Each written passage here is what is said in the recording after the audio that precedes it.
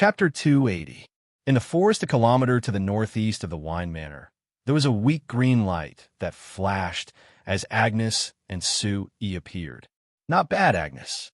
You said you didn't have confidence in bringing me out of the manor, but we've already come this far. Sue praised Agnes. Agnes' large eyes narrowed with a smile, just like the crescent moon in the night sky. It seems like I've improved. That's right. Elder Lucia said that you were the one with the highest magic talent in the Night Song tribe in the past several hundred years, but I didn't believe it at first. Sue said with a smile. I asked you a few months ago if you knew the shadow concealment technique, but you didn't. Now you can use it so well. I think that before long, you'll be as powerful as Elder Lucia. Agnes shook her head with a serious expression. That's impossible. Elder Lucia is the one with the highest magic talent in the past several hundred years in the Night Song tribe, and she has already cultivated magic for several hundred years. So how could I catch up to her? Sue could only shrug his shoulders. He thought that even if Agnes had been with him for a long time and was much better compared to when he first met her, her natural naivety was still there, and he didn't know when she would change. Perhaps she would be like Heinz, who was petty and wouldn't be able to change in this lifetime. Sue was thinking about this messy problem while telling Agnes, All right, contact the Moon Shadow Tribe's elves. We can't be out for too long. After Agnes replied, she lowered her head and placed her hands in front of her chest. Her little mouth slightly opened, and although it was very soft, it sounded very pleasant to the ears and quickly spread out in all directions of the forest. Even if he had seen the method elves used to contact their clansmen several times, Sue Yi's heart still skipped a beat when he saw Agnes use this method. At this moment in the night, Agnes, who was covered in a light green glow, really perfectly matched Sue Yi's fantasy of elves when he read those fantasy novels on Earth. She was extremely beautiful and full of mystery. Not long after the song drifted out, the sound of leaves rustling could be heard from the forest. A moment later, 3 vigorous figures descended from the treetops. Their eyes met, and the 3 elves that had suddenly appeared were all stunned. Human? The male elf in the middle looked at Sue in surprise before looking at Agnes, his face filled with confusion. Agnes gave a bow to the 3 elves with a faint smile. Are you from the Moon Shadow tribe? My name is Agnes, and I come from the Night Song tribe of the Lampari Kingdom's Falling Rainforest. The 3 elves were stunned again. The male elf in the middle nodded, but he couldn't help but ask, since you are an elf of the Night Song tribe, why are you with this human? You're even using our elven summoning magic in front of him. Could it be that the elder of the Night Song tribe didn't tell you that you can't do this? Hearing the impolite tone in the male elf's voice, Sue slightly knit his brows. It seemed like although the elves of the Principality of Constantine often appeared in front of the humans of the Principality of Constantine and often came into contact with them, their hostility towards humans did not decrease at all. It was even stronger than when Agnes first met him. He is not a normal human, so there is no problem in using this magic in front of him. Even the elder agreed. Agnes explained for Sue. Moreover, I came with him this time to introduce him to you. Introduce a human to us. The 3 elves were stunned again. The male elf in the middle looked at Sue and suddenly pulled out a short sword from his waist. He pointed at Sue and said in a low voice, Human, you must have used some despicable charm magic or threatened our young clansmen to bring you here, right? Agnes and Sue were stunned. They never thought that the elves of the Moon Shadow tribe would have such a deep prejudice against humans. Agnes quickly waved her hand and explained, No, he didn't use any charm magic on me or threaten me. I brought him here of my own volition. Sue couldn't help letting out a long sigh in his heart. It would have been better if Agnes didn't explain, but with this explanation, it was like she was trying to hide something. As expected, the 3 elves looked at Sue with unkind gazes. The other 2 elves also pulled out their weapons and looked like they were about to make a move. Sue pulled back Agnes, who still wanted to explain, and took out a letter from his chest. Perhaps I have the ability to charm or to threaten a normal elven girl, but you wouldn't believe that I have the ability to charm or threaten an elven elder, right? This is a letter that the Night Song tribe's elder Lucia had me bring. As long as you give it to Elder Lysania Nightsong, she will definitely be able to tell if it's real or fake. You actually know the elder's name? The male elf in the middle looked at Su E in surprise. His eyes swept over the letter that Su E handed over, and his surprised expression became even stronger. As an elf, he could naturally sense that this letter was imbued with extremely powerful elven magic. If someone who wasn't strong enough to open this letter without permission, they would definitely be seriously injured by the magic on this letter. Just by sensing the powerful magic power that was faintly emitted from the letter, he knew that the human man in front of him was right. No matter how strong he was, it was impossible for him to threaten an elf who could place this kind of powerful elven magic on a letter. As for charm, what a joke. Thinking of this, he finally relaxed his vigilance against Su E. After taking the letter and confirming that his feeling wasn't an illusion, he looked at Su E with a doubtful gaze. He really didn't understand. If what this human man and the young female elf said was true, then why would the Nightsong tribe's elder have a human man bring a letter to Elder Lysania Nightsong? In order for this man to come in contact with them, they even sent an elf to lead the way for him. This human man, just where did he come from? How about it? Do you believe Agnes' words now? Seeing the doubt on the elf's face, Sui asked with a smile. The male elf in the middle looked at the letter in his hand and couldn't help nodding. This should be true. But human, are you just here to deliver the letter? Sui revealed a faint smile. That's right. I'm just here to deliver the letter. As for whether there will be anything else, that will depend on Elder Lysania Nightsong's decision after reading this letter. But I think that if nothing unexpected happens, after Elder Lysania Nightsong reads this letter, she will choose to meet me. The male elf in the middle looked at Sui with a frown, not understanding why he was speaking so boldly. But looking at the letter in his hand, he put away his doubts.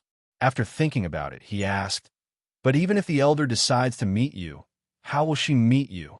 This is simple.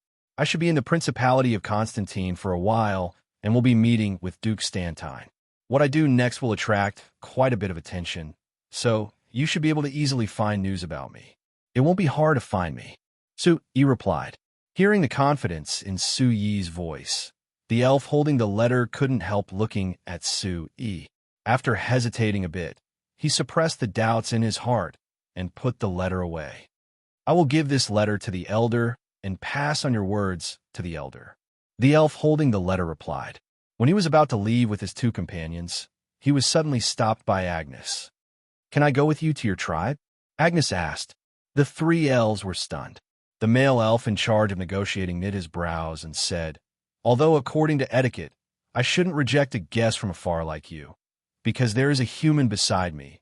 I'm afraid I can only apologize to you. No, you're mistaken. He won't be coming with me. I'll be going alone.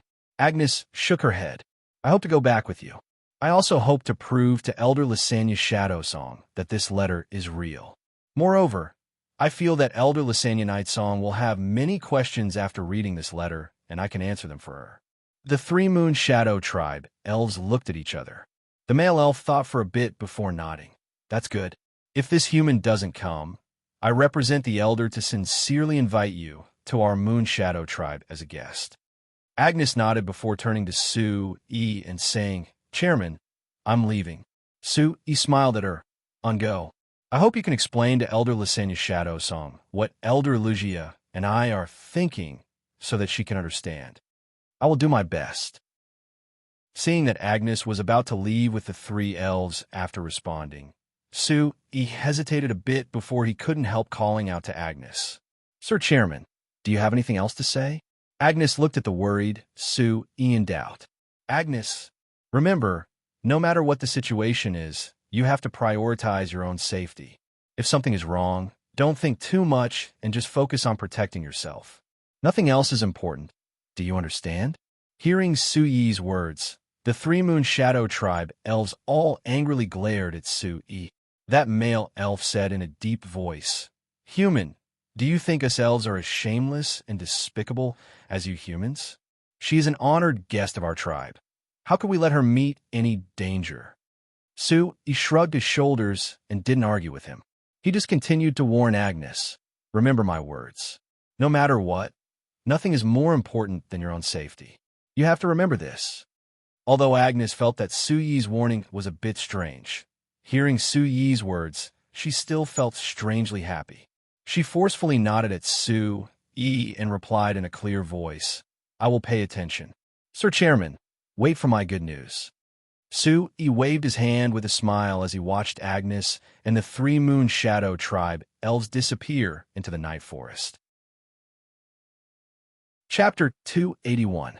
When they left the wine manor the next day, Su Yi took the initiative to ask Head Wine to give him the two maids that served him yesterday. Head Wine already had this idea. Now that Su Yi took the initiative to ask him, he was naturally overjoyed. Without saying anything, he waved his hand and told the two maids to serve their new master wholeheartedly. They were not allowed to violate any of Su Yi's wishes. As for the transfer of slaves, in the Lampari Kingdom, they might need to go through formal procedures, but in the Principality of Constantine, slaves were slaves. They were no different from ordinary goods. Head Wine said that he would give them to Su Yi, so no one would question it. The carriage left the wine manor under the gaze of the happy Head Wine. It quickly drove towards Faraday City, the capital of the Principality of Constantine.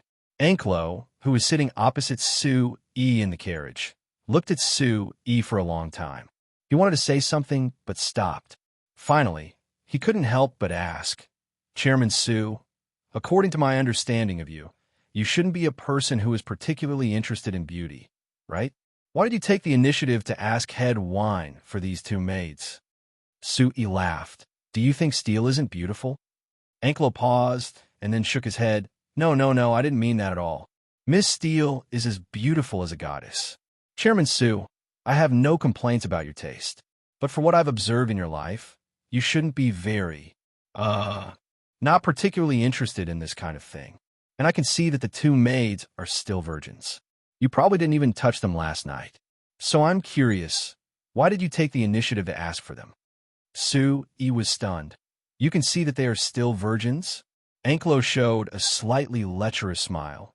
Well, an experienced man like me can generally see it. And not only can I see it, I believe Head Wine can certainly see it too. Patriarch Wine can tell. After getting Anklo's confirmation, Su Yi pondered for a moment. Not only was he not surprised anymore, he even laughed out loud. That's great. It would be better if Head Wine could see this.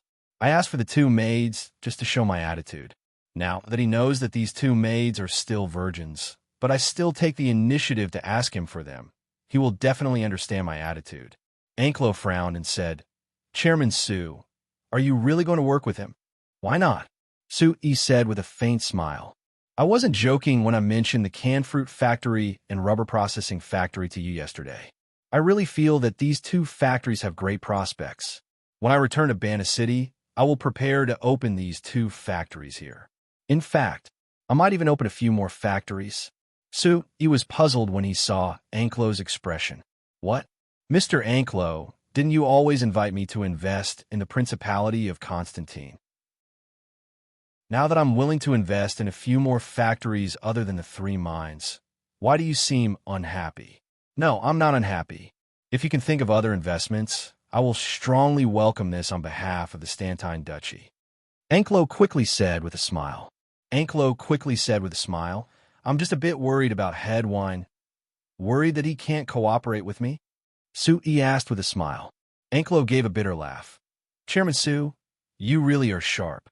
That's right. With my understanding of Head Wine, other than being greedy, he doesn't have any outstanding abilities at all. I'm very worried that you're choosing to cooperate with him.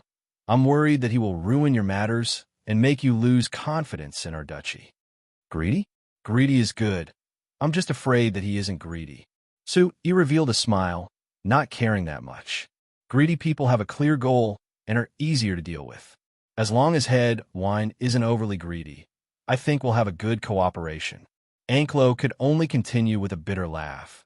"I'm just afraid that he's overly greedy." "Chairman Su, perhaps you don't understand the personalities of the large nobles in our duchy. For a fellow like Head Wine, he wants to hug everything in his arms. Don't look at how close he is with you right now, but for the sake of benefits, he can turn hostile at any time. Hearing the helplessness in Anklo's tone, Sui thought for a bit and couldn't help but ask, Mr. Anklo, I originally thought that you deliberately let me stay in Wine City for a night to meet Head Wine because you reached an agreement with him to make me want to invest near Wine City. But now, after hearing what you said, I don't think that's what you're really thinking. Anklo was silent for a while before sighing. Since Chairman Su can see through it, then I won't hide it anymore. That's right. This is indeed an agreement between me and Head Wine. If I can let you stay in Wine Manor for a night and create an opportunity for you to meet Head Wine, I'll get Head Wine support. This is an exchange. Yes, I can understand this. Sui nodded. But I don't understand why you're saying such discouraging words to me now. Are you suddenly dissatisfied with Head Wine? It's not because I'm suddenly dissatisfied with Head Wine. Well, that's right. Anklo showed a bitter smile, but there was a trace of sincerity in his smile. Chairman Su, in fact, although I invited you to invest in our duchy, I didn't have high expectations. Our duchy has been like a pool of stagnant water for too long. I don't think a single person or a merchant guild can change this situation. That's not strange. In fact, I don't think a single new flyer can change the entire Principality of Constantine. Sui nodded. But after spending a day with you in our duchy, I've found that I was wrong.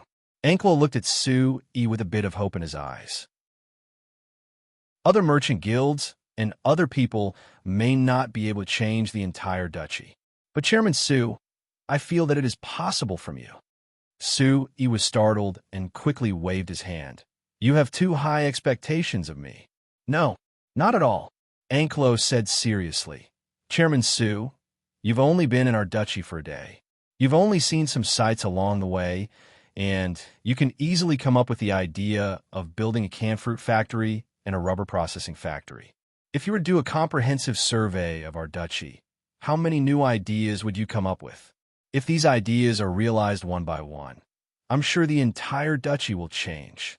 You're exaggerating, Sui said with a smile. Building a factory is just a normal investment for me, but whether it can change the face of the country or not depends on the people of the country in the end. Anklo was stunned when he heard the last sentence. He was like a deflated balloon. His face and body quickly collapsed. People. Anklo turned his head and looked out the window. He bitterly smiled and sighed. It's not that easy to change these people. Looking at Anklo's bleak face, Sui suddenly felt that this man who had been full of energy and enthusiasm since the first time he met him seemed to be very lonely. The carriage carried Sui and Anklo to Faraday City in the morning. Sui was successfully introduced to Duke Stantine and several important ministers of the Principality of Constantine by Anklo. After a simple interaction with the pot-bellied Duke Stantine and several ministers, Sui suddenly realized that he understood why Anklo felt so lonely. Before meeting Duke Stantine, Sui thought that since the Duke took the initiative to sell the 3 mines in the Principality of Constantine to an unknown company of another country, he would definitely be a bold and courageous leader. He planned to use the 3 mines to attract investment from other countries and change the poor state of the Principality of Constantine. But after seeing Duke Stantine, eating lunch with him, and talking to him for a while, Sui found that his guesses about Duke Stantine were completely wrong. Not only was this Grand Duke fatter than Head Wine, but his greed was also more obvious than Head Wine's. After seeing Sui, after exchanging a few pleasantries, Duke Stantine quickly changed the topic to the 3 mines. What surprised Sui was that Duke Stantine and Anklo's words were completely different. Anklo and Sui wanted to exchange the 3 mines for some technology from the new flyer, but Duke Stantine directly asked Sui how many gold coins he was willing to spend to buy the 3 mines. When Sui said that he couldn't give a specific price because he hadn't inspected the 3 mines, Duke Stantine and the other ministers forced Sui to give a rough price. They said that as long as Sui gave a suitable price, they could sell the 3 mines to the new flyer. Sui was forced to give a price between 1 million and 150,000 gold coins. He originally estimated the price of the 3 mines to be 2 million gold coins, but after seeing the faces of Duke Stantine and the other ministers, he didn't even dare to give a price between 1 million and 2 million gold coins. Because after hearing his price, the eyes of Duke Stantine and the other ministers lit up. They directly ignored the 1 million gold coins price and decided to set the price at 1,500,000 gold coins. He was certain that if he said 1 million to 2 million gold coins, these fellows would definitely set the price at 2 million gold coins. Thinking of what Anclos said on the way here, Sui looked at the greedy and happy faces of Duke Stantine and the other ministers. He thought that Anclos' evaluation of these people wasn't too harsh, but rather too conservative. It wasn't his family head wine being greedy and unreliable. In Sui's eyes, the leaders of the duchy, including Duke Stantine, were all greedy and unreliable. Chapter 282. Sui only stayed in Faraday City for a single day before being led by Anclos and the two ministers sent by Duke Stantine to the 3 mines that were scheduled to be sold. Here, Sui saw the 2 dwarves from the Norma tribe that he had sent a month ago. According to the information provided by the 2 dwarves, the 3 mines were rich in minerals. The 2 iron mines were even bigger than the one that Sui had taken from the Fulcao Chamber of Commerce. According to the estimated price of the iron mine of 700,000 gold coins, the value of these 2 iron mines already exceeded 1.5 million gold coins. And this estimate was from last year. According to the soaring price of iron ore, the value of these 2 iron mines might have already exceeded 2 million gold coins. Although there was the problem of increasing the cost of mining in the Principality of Constantine. The Principality of Constantine was selling the mining rights for eternity. It wasn't like the Lampari Kingdom that had a time limit, so it was still worth it. Of course, the so-called permanent mining rights were just empty words in front of the country's political power. But considering the situation of the other copper mine, these risks weren't much. According to the report of the 2 dwarves, the amount of minerals in this copper mine was even richer than the 2 iron mines. This was a pleasant surprise for Sui. His main goal this time was the copper mine, and this copper mine was rich in minerals, so it was a great harvest. Because the 2 dwarves had already done some scouting, Sui only came to the 3 mines to go through the motions. He casually looked around and inspected the roads and environment around the 3 mines before returning to Faraday City. In the next 3 days, Sui had been haggling over every detail with Duke Stantine and his subordinates.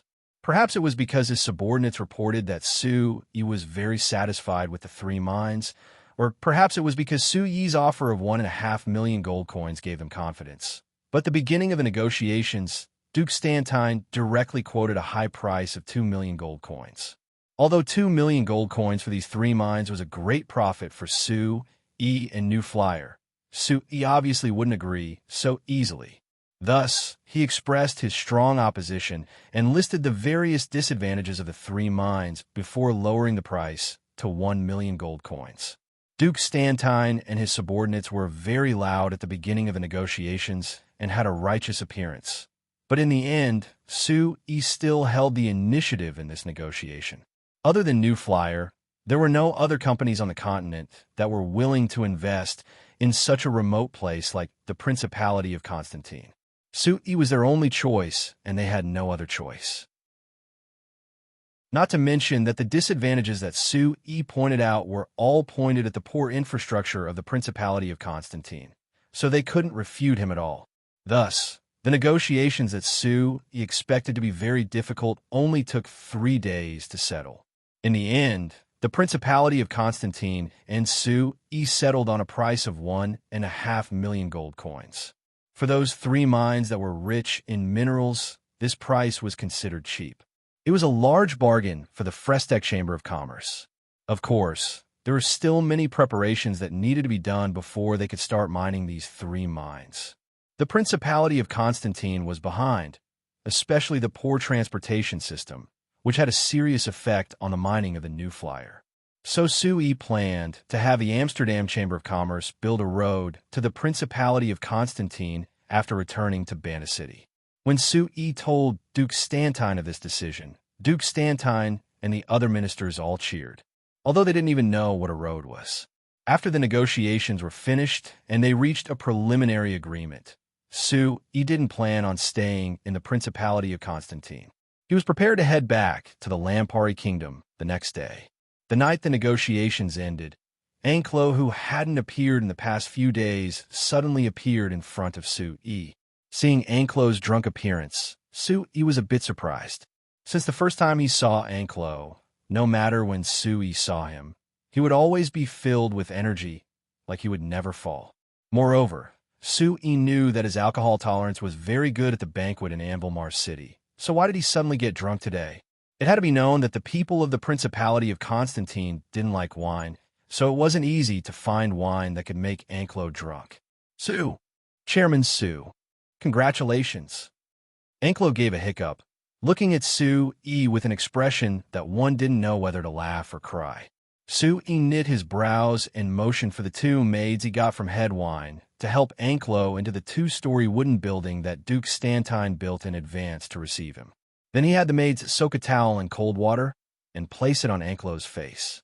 Although the winter in the Principality of Constantine wasn't cold at all, the cold water in the winter night was still very cold. Anklo was a bit sober after being sobered up by the cold water. He opened his eyes and looked at Su-yi. He let out a long breath of alcohol and wiped his face with the towel. He sat up and looked at Su-yi for a while before suddenly saying, "Chairman Su, can you chat with me for a bit?"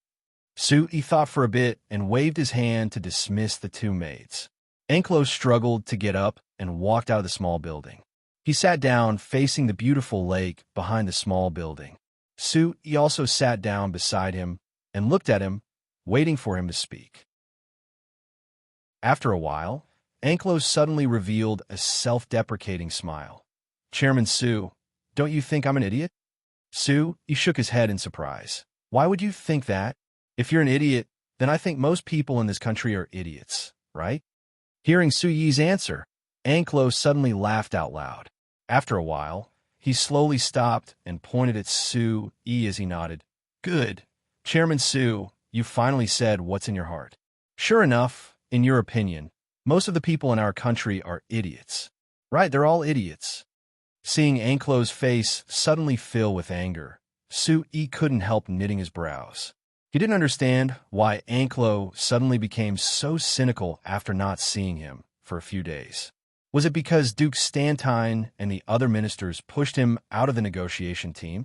"Anklo, what are you trying to say?" Su-yi didn't plan on beating around the bush with a drunk man. Anklo looked at Su-yi and burped. He chuckled. "What I want to say? I want to say, I'm really an idiot. If I wasn't an idiot, why would I sell my country?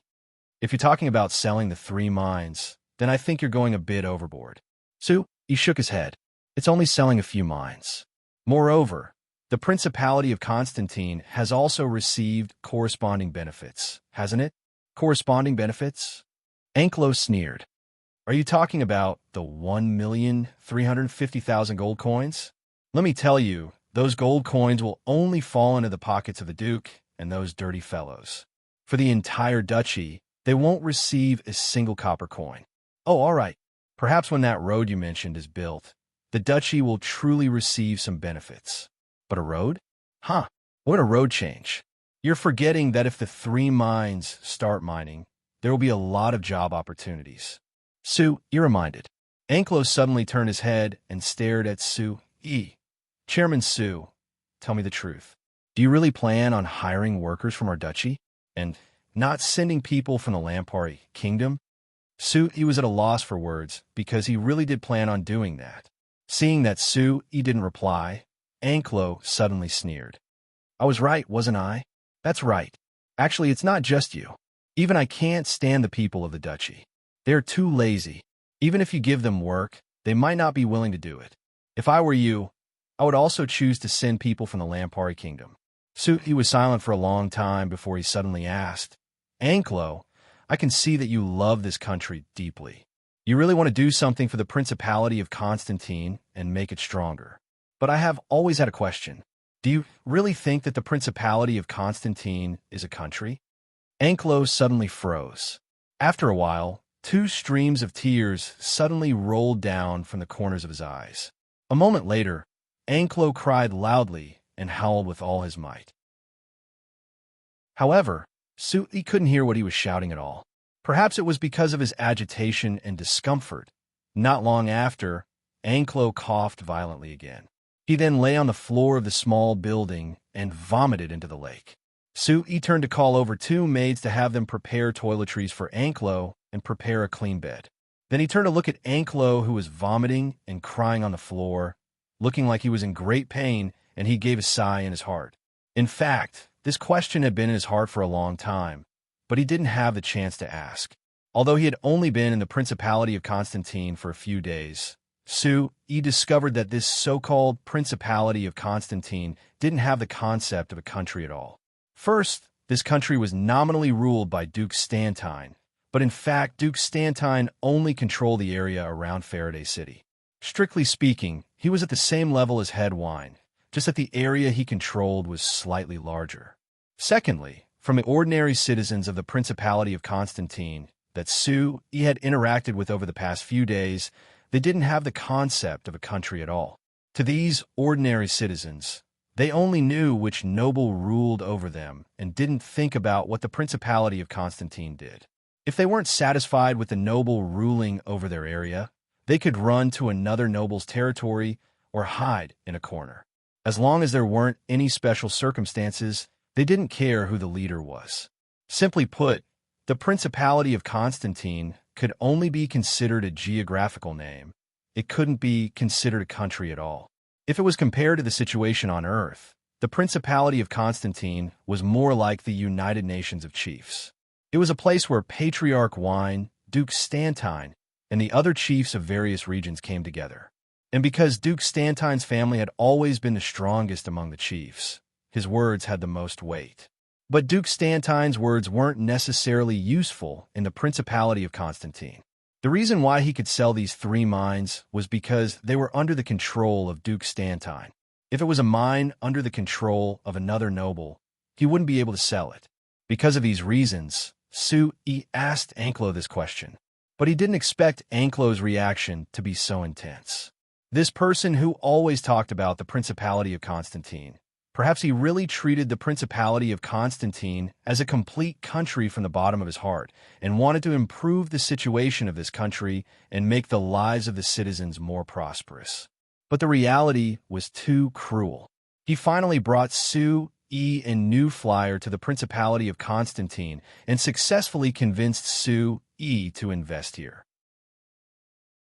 But Duke Stantine and his so-called ministers only wanted to get some money from and didn't have any thoughts of the Principality of Constantine. Facing this situation, how could Anklo not feel lonely? Chapter 283. The next morning, Anklo woke up on the bed that the maids had prepared for him. He felt a headache coming on and recalled everything that had happened last night.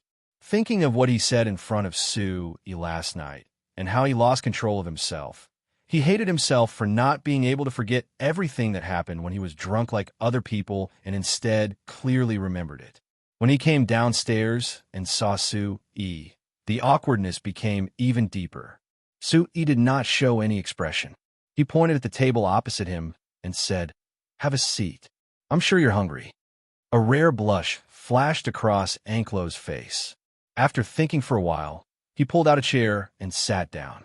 Without saying a word, he grabbed the breakfast that had been prepared on the table and began to eat it. Even though he ate quickly, noticed that Anklo had to carefully chew every mouthful of food in his mouth before swallowing it. Judging from this detail, Anklo must be a very self-disciplined person. It didn't take long for Anklo to finish his breakfast. He wiped his mouth, and his expression returned to normal. Seeing his performance, he gave a nod of praise. Anklo was able to recover so quickly under such circumstances. This showed that he had a strong heart. "Chairman I'm sorry for losing my composure last night," said Anklo calmly. He smiled and waved his hand. "Don't worry about it. Everyone loses control when they're drunk. But Mr. Anklo, are you really disappointed in the Principality of Constantine?" Anklo's expression changed slightly, but he did not hide anything from He shook his head and said, "No, I'm a little disappointed, but I'm not in despair. I still believe that as long as I find a right way, the Principality of Constantine can still become what I want it to be. But is your ideal Principality of Constantine the same as everyone else's? The corner of Anklo's mouth twitched. He forced a smile and said, I can't guarantee it, but I believe that my ideal Principality of Constantine will give the people of the Principality of Constantine a better life. Sui looked at Anklo for a while and nodded. I have to say, I admire people like you who are full of ideals because I'm the same. But Mr. Anklo, I don't think I need to remind you. From my point of view, the best choice is to throw you aside and cooperate with Duke Stantine, Head Wine, and the other large nobles of the Stantine Duchy. I think working with them will save me a lot of trouble compared to working with you. Anklo's expression changed. He took a deep breath and calmed down. He looked at Sui seriously and said, Chairman Su, I admit that it's easier for you to work with them, but I'm sure that you and New Flyer will benefit in the short term, but in the long term, you'll be very disappointed. Sui sighed. That's what I'm worried about as well. But even though I want to work with a smart person like you, Mr. Anklo, I'm afraid you don't have enough power to make decisions in the Principality of Constantine. Anklo's expression dimmed. After a moment of silence, he slowly said, I don't have it now, but that doesn't mean I won't have it in the future. Through working with your company, I think I'll be able to slowly gain some power to make decisions. I believe you have the ability. So he nodded, but I don't have the time to wait for you to gain this power. Mr. Anklo, you should know that our Frestec Chamber of Commerce is developing very quickly. So if we don't get what we need from the Principality of Constantine now, it's very likely that we won't need what the Principality of Constantine provides in 2 years. No! Anklo immediately shouted. The Principality of Constantine will definitely have what you need.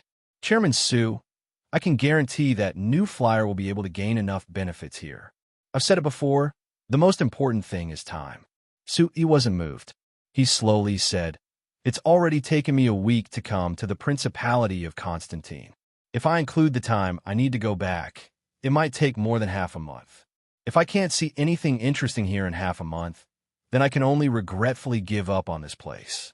Mr. Anklo, do you think I'm right? Anklo was silent for a bit before asking Sui in a deep voice. Chairman Su, just what do you need to make a decision? I need a leader who can make me feel at ease investing here.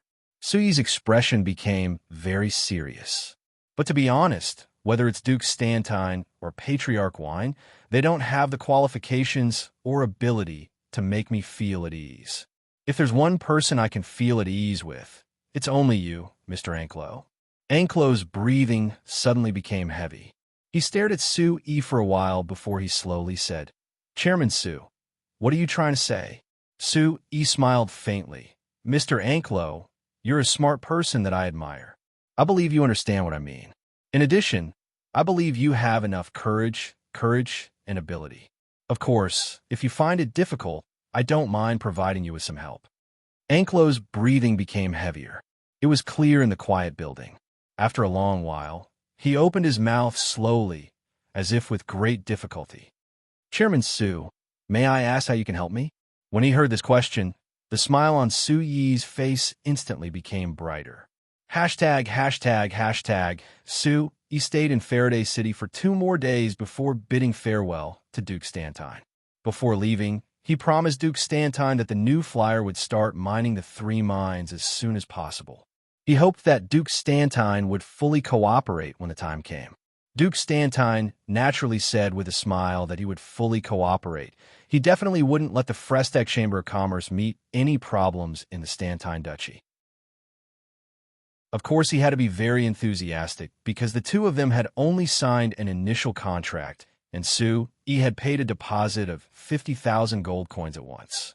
Duke Stantine only received 200,000 gold coins a year, and most of it was used for daily expenses to maintain his luxurious lifestyle. He didn't have much money on hand at all.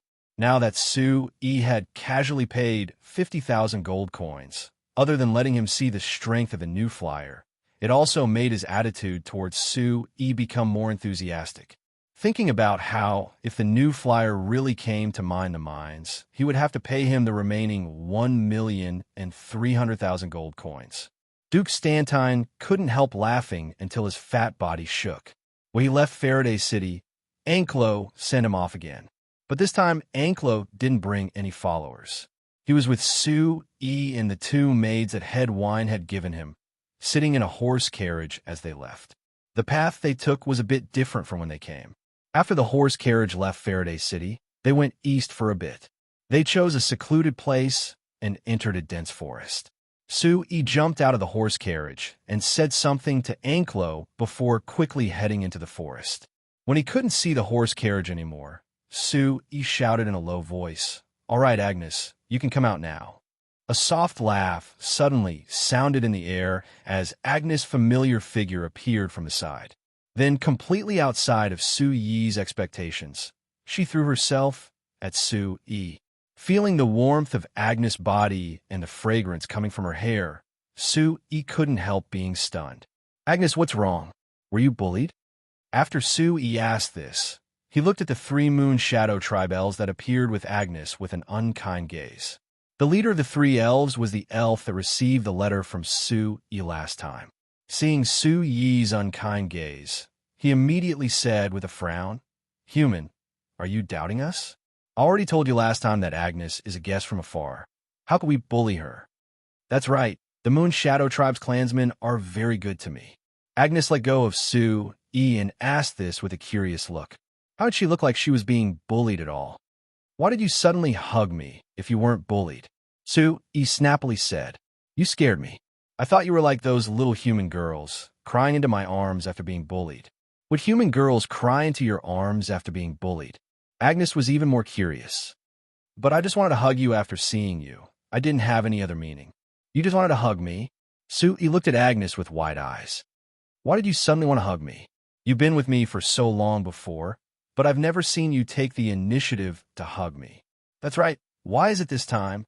What made Sue E angry and funny was that Agnes was actually seriously thinking about this question. Seeing her seriously pondering, Sue E could only shake his head and ask the elf, "Since you sent someone to tell me to meet here, does that mean that Elder Lysania's Shadow Song has agreed to meet me?" The male elf nodded. "That's right. The elder had us come to welcome you as a guest of our tribe. Please." Seeing the male and female elves curiously looking at him, Sue E revealed a faint smile. He pulled Agnes, who was still thinking, and followed the male elf into the depths of the forest.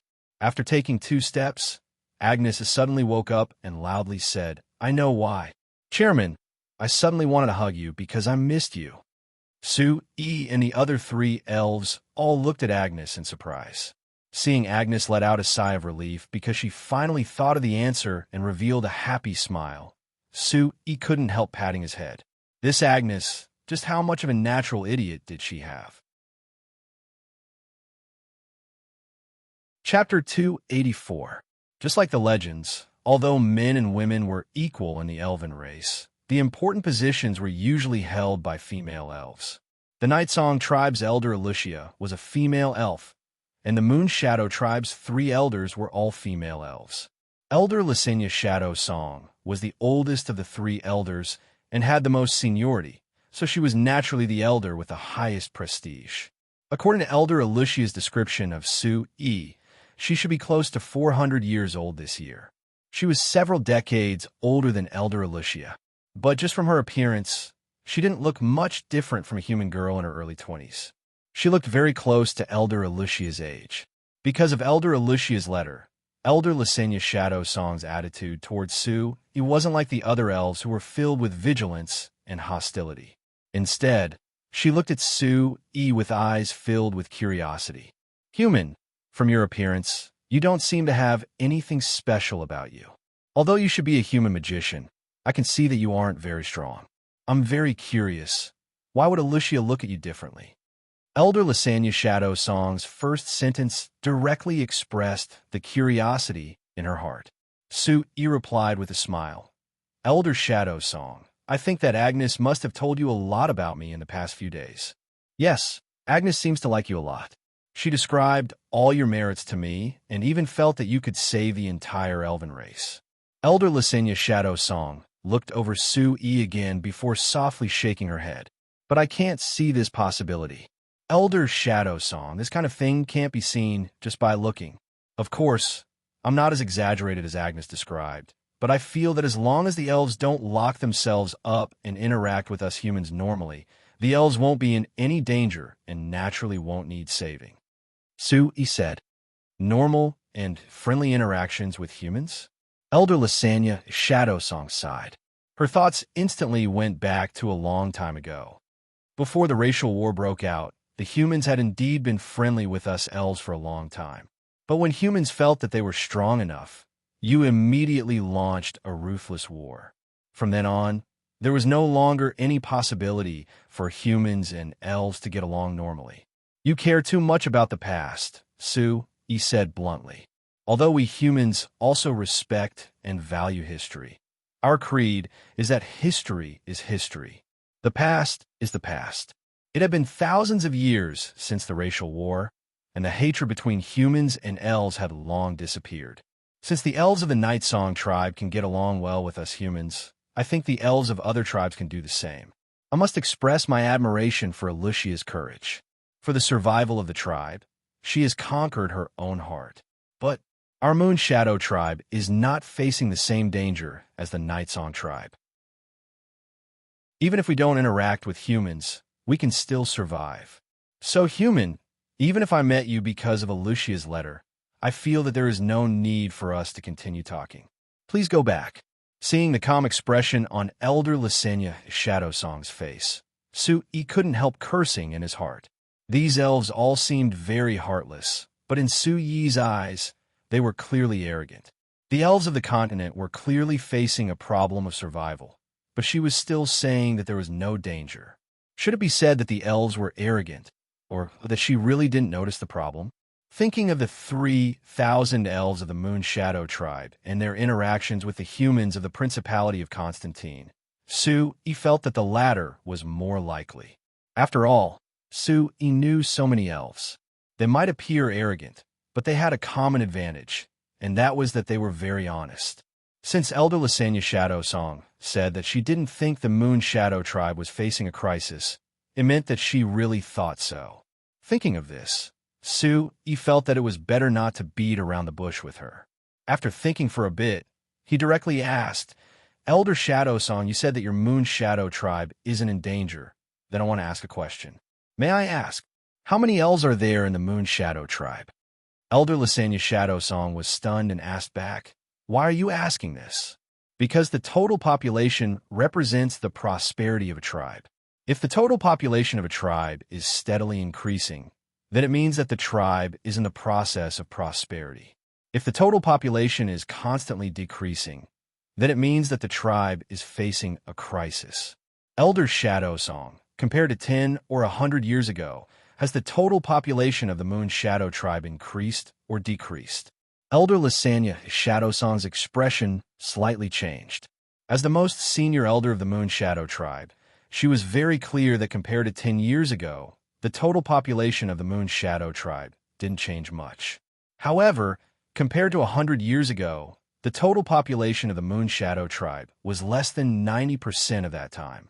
In just 100 years, the Moon Shadow tribe had lost a tenth of its population. According to this trend, the Moon Shadow tribe would naturally disappear from this continent in less than 1,000 years. Seeing Elder Lysenia Shadow Song's expression, Sue immediately knew that his guess was right. Actually, it wasn't just the Night Song tribe and the Moon Shadow tribe. It should be said that after the racial war, the total population of elves in the signs had been constantly decreasing. The reason why elves were rarely seen in the signs now, apart from the fact that the elves weren't willing to interact with humans, the most important reason was that the elves had become extremely rare. According to this trend, in another 1,000 years, the elves would become a rare race that was even rarer than the pandas in the celestial court of Earth. It was because of this terrifying trend that Elder Alicia had started to seek the possibility of peaceful coexistence between the elves and humans after meeting with Sue.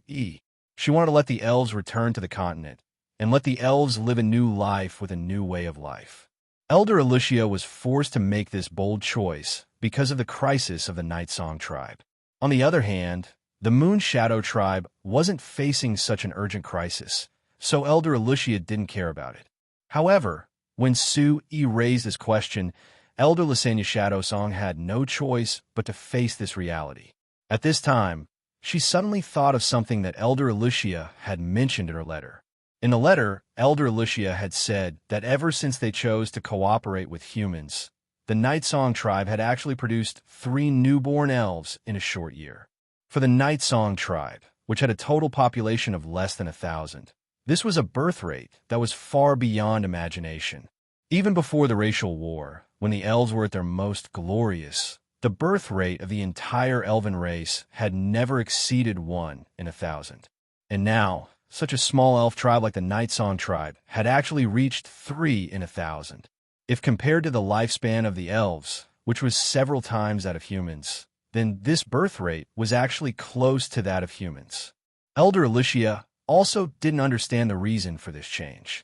However, she pointed out in her letter that whether it was the change in the birth rate or the various changes in the tribe, it all happened after the appearance of this human named Sue-E. Although she didn't know the specific reason, Sue-E might be the key. Thinking of this, and thinking about the possibility of the elves being able to reproduce as quickly as humans, Elder Lysania Shadowsong's gaze towards Sue-E instantly became friendly. Another 3 days passed, and Sue-Ye's group returned to Samara Town.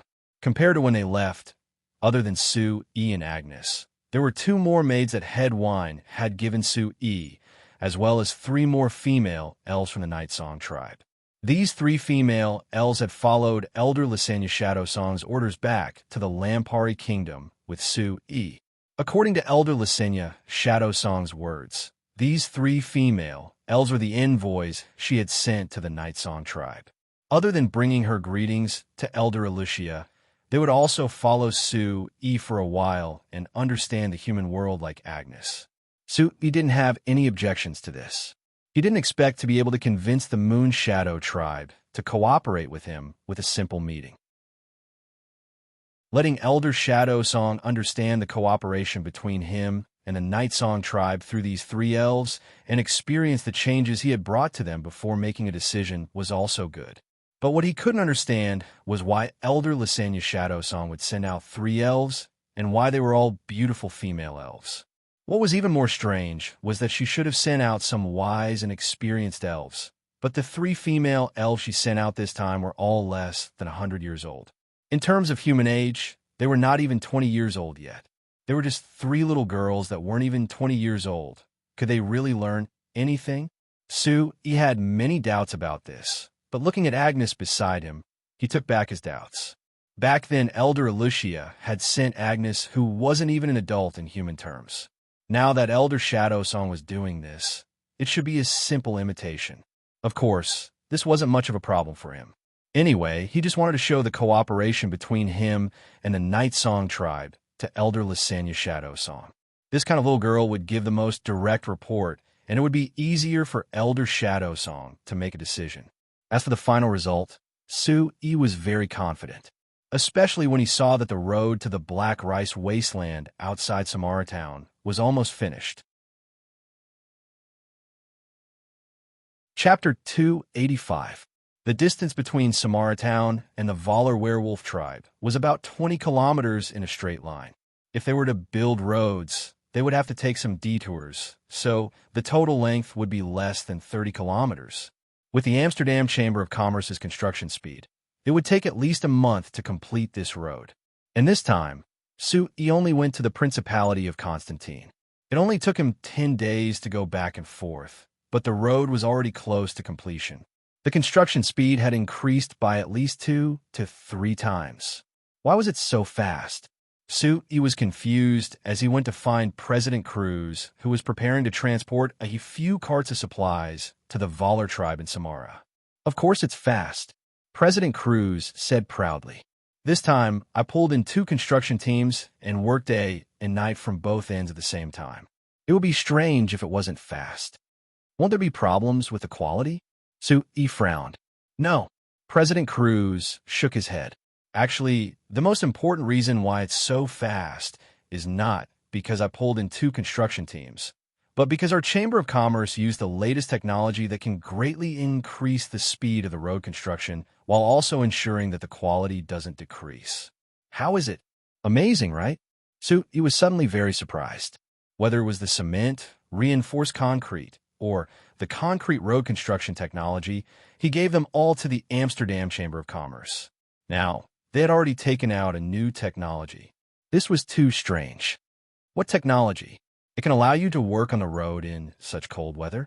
Won't the road explode? So he couldn't help but ask curiously. You want to know? Seeing Sui nod, President Cruz smiled proudly and extended his hand to Sui.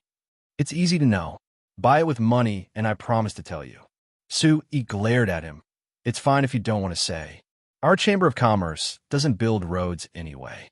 It's useless even if you know. President Cruz laughed. Of course I know your Chamber of Commerce doesn't need it. But in the past, it was always you who reached out to me and asked me to buy your technology. Now, I can finally do the same to you. Haha, this feeling is really great. Sui couldn't help but roll his eyes. All right, enough joking. The workers' housing near the mine has all been built. Now the problem is, how are we going to arrange for the workers to mine here? President Cruz stopped smiling and asked Sui seriously. If you want to hire beastmen workers, then the problems that President Renersa is worried about should be solved as soon as possible. When I return to Banna City, I will discuss this with Samo Count and then report to Her Highness 70. I think Her Highness will agree with me, but it may take some time before she makes a final decision. Before that, the preparations for the mine will continue. We will work on both ends at the same time. That's easy. President Cruz looked in the direction of the Valar tribe and said, I can't just stay here. There are more and more people looking for our Chamber of Commerce to build roads. Other than that, there are several city lords from other cities who have seen the Vanilla Orchid community and are very satisfied. They plan to build several communities in their own territories, so I'm mainly busy with this work during this time. Sui looked at President Cruz in surprise. Could it be that this was the start of the real estate industry in the Lampari Kingdom?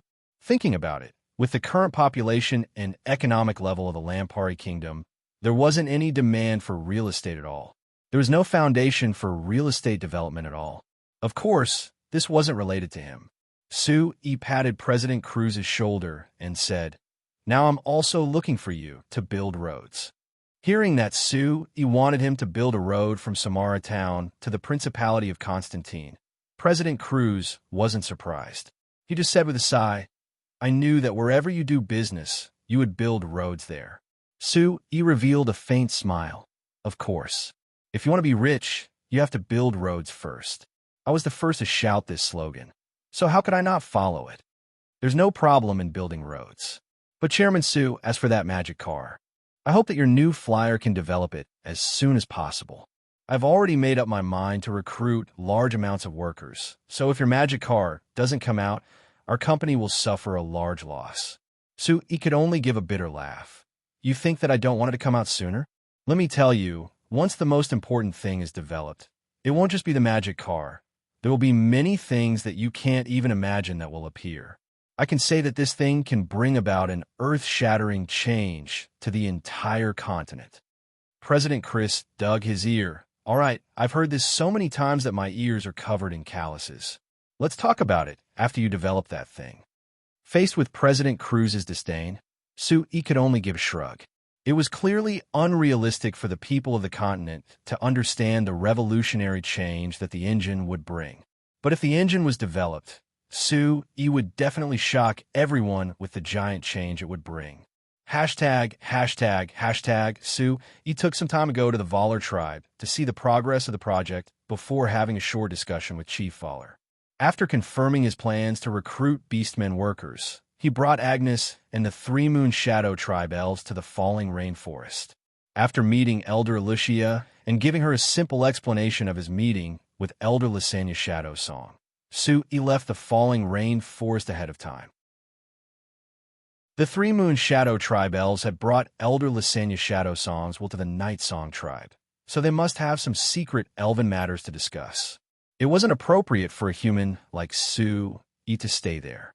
The most important thing was that he had been away from Bana City for half a month, so he missed Steele. Ah, Sue-E, you're finally back. Woo! When Steele saw Sue-E, she just called out half a sentence in pleasant surprise before Sue-E forcefully covered her mouth. She didn't know what to do in the beginning because of her pleasant surprise, but she quickly responded. The two were engaged during the New Year's, and after being engaged for a few days, Sue-E had left for half a month, so Steele had already missed him very much. Now that Sue-E was this excited and passionate when he saw her, she could feel the importance and longing that Sue-E had for her, so naturally she was filled with joy. The two kissed for several minutes before reluctantly separating. Steele looked at Vivian, who was standing on the side with a red face, and was using her hands to cover her eyes. She couldn't help revealing her eyes through two slits, and her face couldn't help turning red. She slapped Sue-E and reprimanded. Vivian is still here. Aren't you afraid of teaching bad things to a child? Sue-E laughed. How is Vivian child? She's going to be 16 this year. She's already a big girl. Vivian put down her hands, her face red, but nodded vigorously. Yes, I've already grown up. Steele's gaze swept past Vivian's chest, which was getting bigger by the day, and she thought to herself that she had overlooked it. When Vivian was first bought by Sue-E, she was still a skinny child. Now, more than a year had passed, and she had already grown into a young and beautiful girl. Vivian, in order to celebrate your turning 16, I specially brought back a gift for you. Sue-E suddenly smiled. A gift? Vivian and Steele were puzzled as they watched Sue-E walk out of the door and then bring in two girls who looked just a little older than Vivian. Their skin was slightly darker, but they looked healthier and equally beautiful. They are. Steele was puzzled as she looked at the two girls who had suddenly appeared. Oh, I'll tell you where they came from later. Linda, this is Steele. She's my fiancée. As soon as Sue-E introduced Steele, the two girls immediately knelt down in front of Steele and Vivian under the astonished gazes of Steele and Vivian. They lowered their heads and said in a very respectful voice, "Greetings to the mistress." Steele was startled. She thought for a moment and reacted. Hey, Sue, why did you go out and buy two little slaves again? And they are both so young and beautiful. Are you a pervert? How am I a pervert? Sue-E snappily glared at her.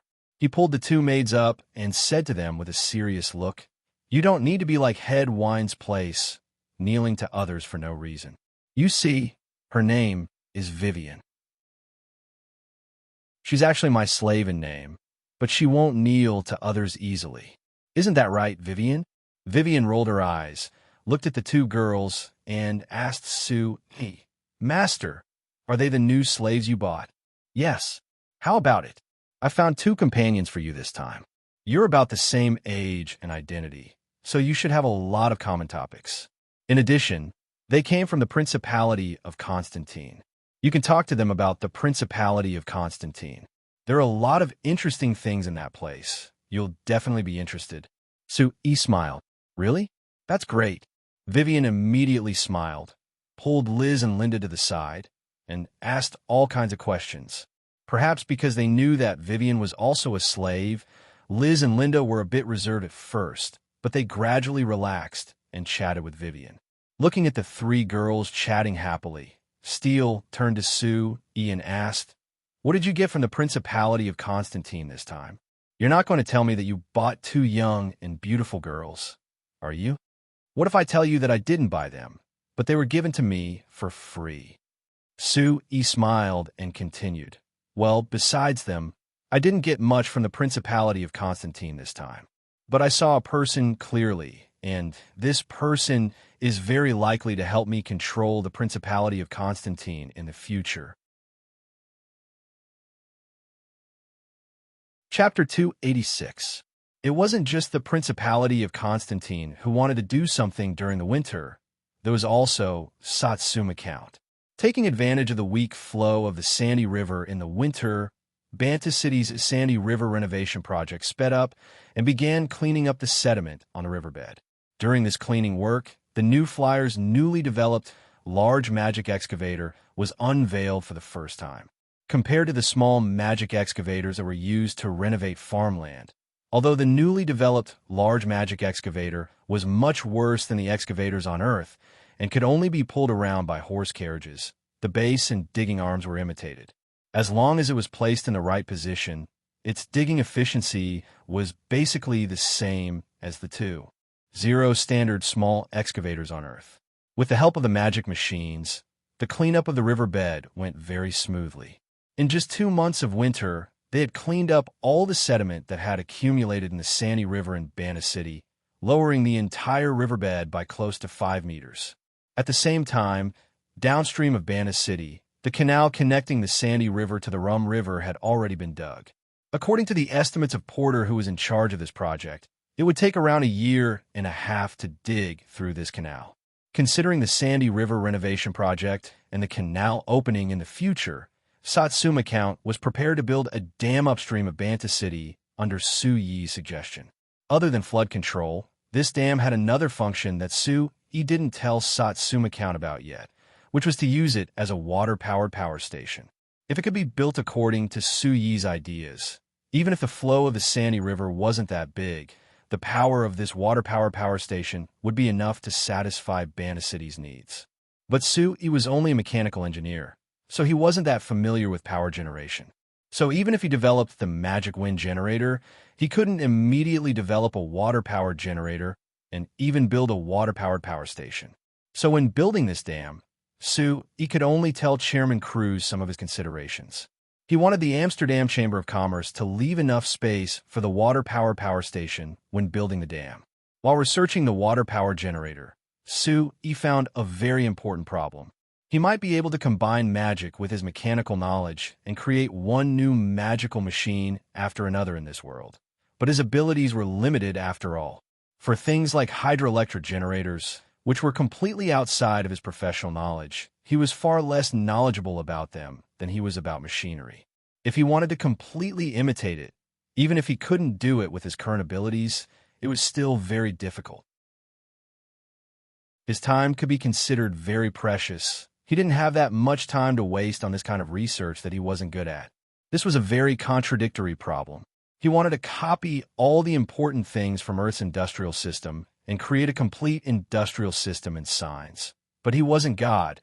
It was impossible for him to do everything. Don't do the things you can't do. Just give it to others. Hearing Su Yi talk about his troubles, Still said with a relaxed smile. She gave a relaxed smile as she said, Su Yi, you are a human and not a god, so there will be some things that you can't do. If you're worried about this, you're just looking for trouble for yourself. Then again, why are you in such a rush to finish all the things you want to do? Su Yi could only shake his head and give a sigh. Of course, he couldn't tell Steel that he had transmigrated from Earth, so although he had told Steel about his problems, he had only vaguely mentioned it. Of course, Steel wouldn't understand the real reason for his problems. All right, instead of wasting time worrying about this, you might as well use this time to do something else. Seeing that Su Yi's expression didn't turn for the better, Steel advised him again. You said that there are many things you can't do outside of the magic machines, so it's very simple. You just need to do your best with the magic machines. For example, you can't solve the problem of the hydroelectric generator. That's fine.